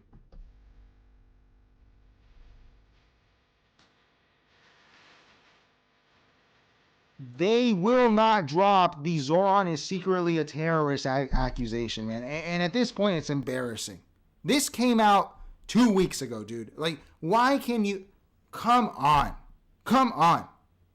They can't think of anything better. The most amount of Jews of anywhere in the world. So the fact that we have a mayor candidate, pardon me, that's running to represent the most Jews of any city in the world that won't condemn the phrase globalize the Intifada, I mean, that literally means kill all the Jews. So why is it that a certain proportion of the Jewish electorate, a Fox poll put it at 32% of Jewish voters, would actually vote for Mamdani? How is that possible? I think that's a great question. When I speak to my friends, Jewish and non-Jewish, who live in this city, that's the same question that we ask each other.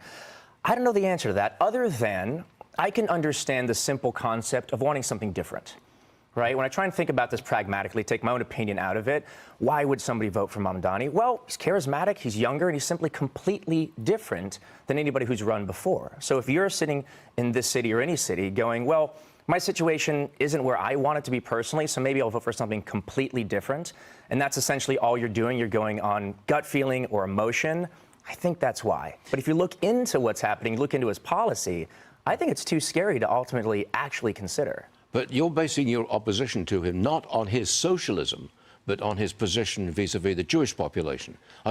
Surely you're worried about his socialism, aren't you? Well, I think anybody should be worried about socialism.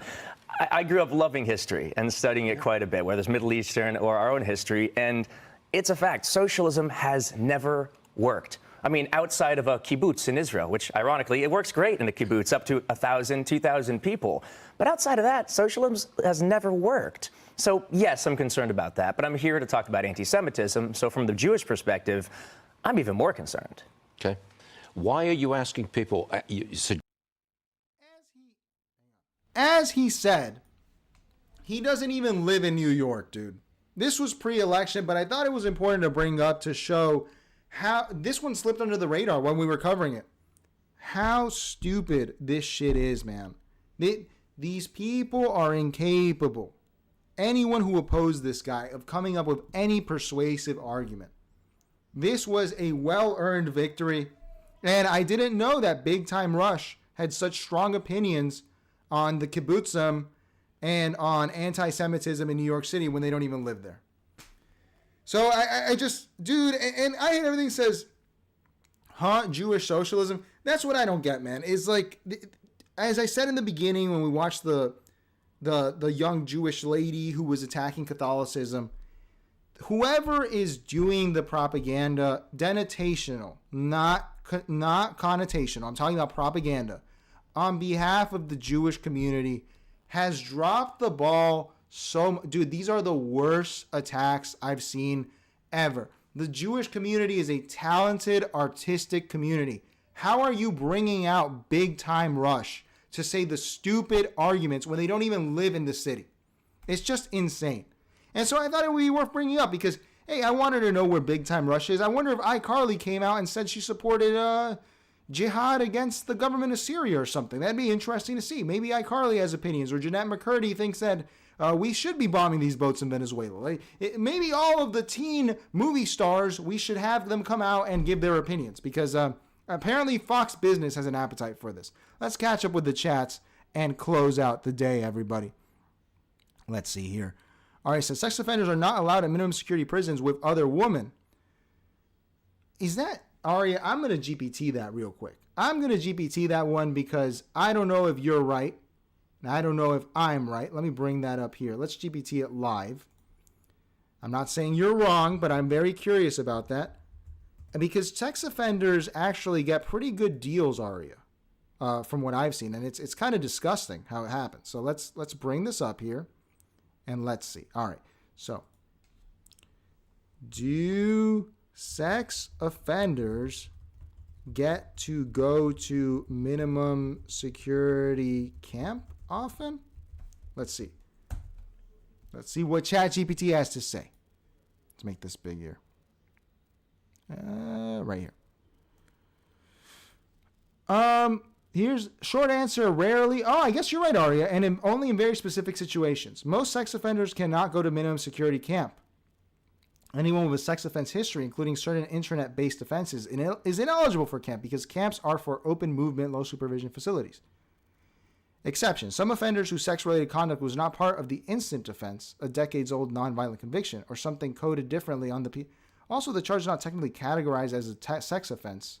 Wait, so why is Ghislaine Maxwell in a camp? Aria came with the facts today. Let's see this. This is interesting.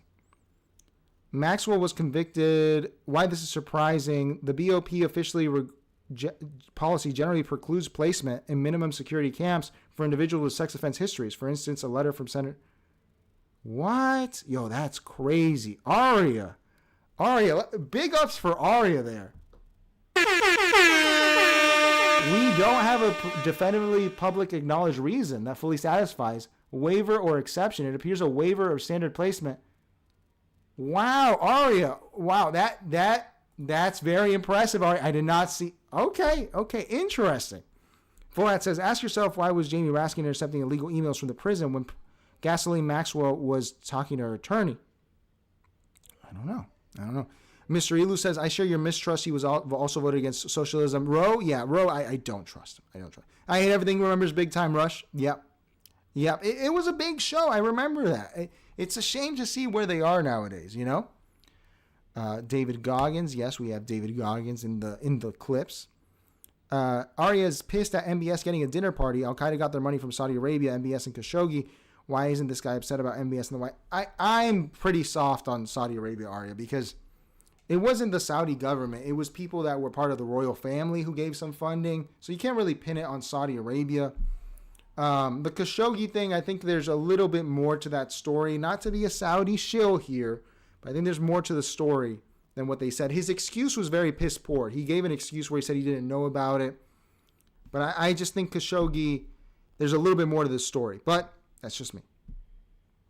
Mr. Elu says, because they want to normalize relationships with Israel and the guy who did 9/11. Yeah, the Syrian. Absolutely.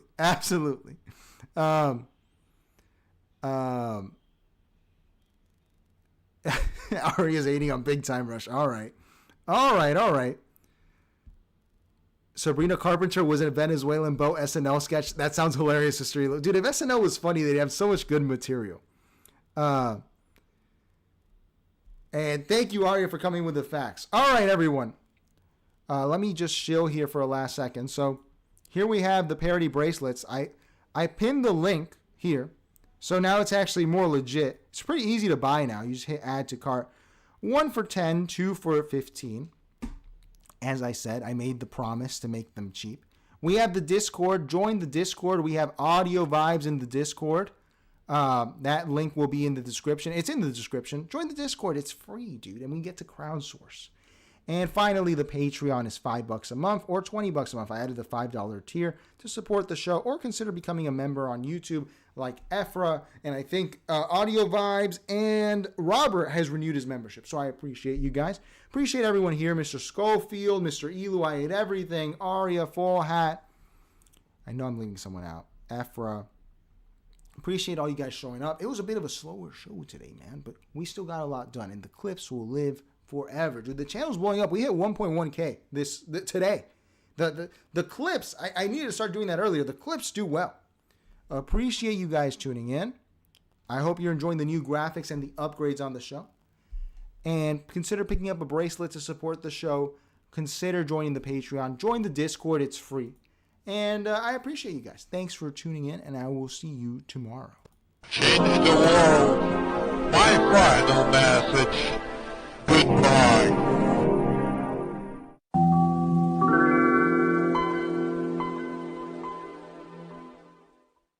Change the world. My final message. Goodbye.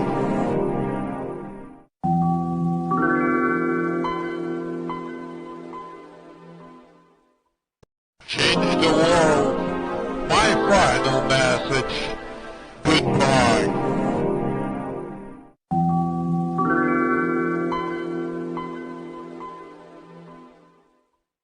Change the world.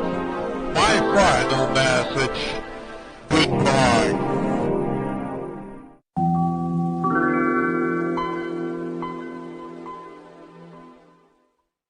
Change the world. My final message. Goodbye.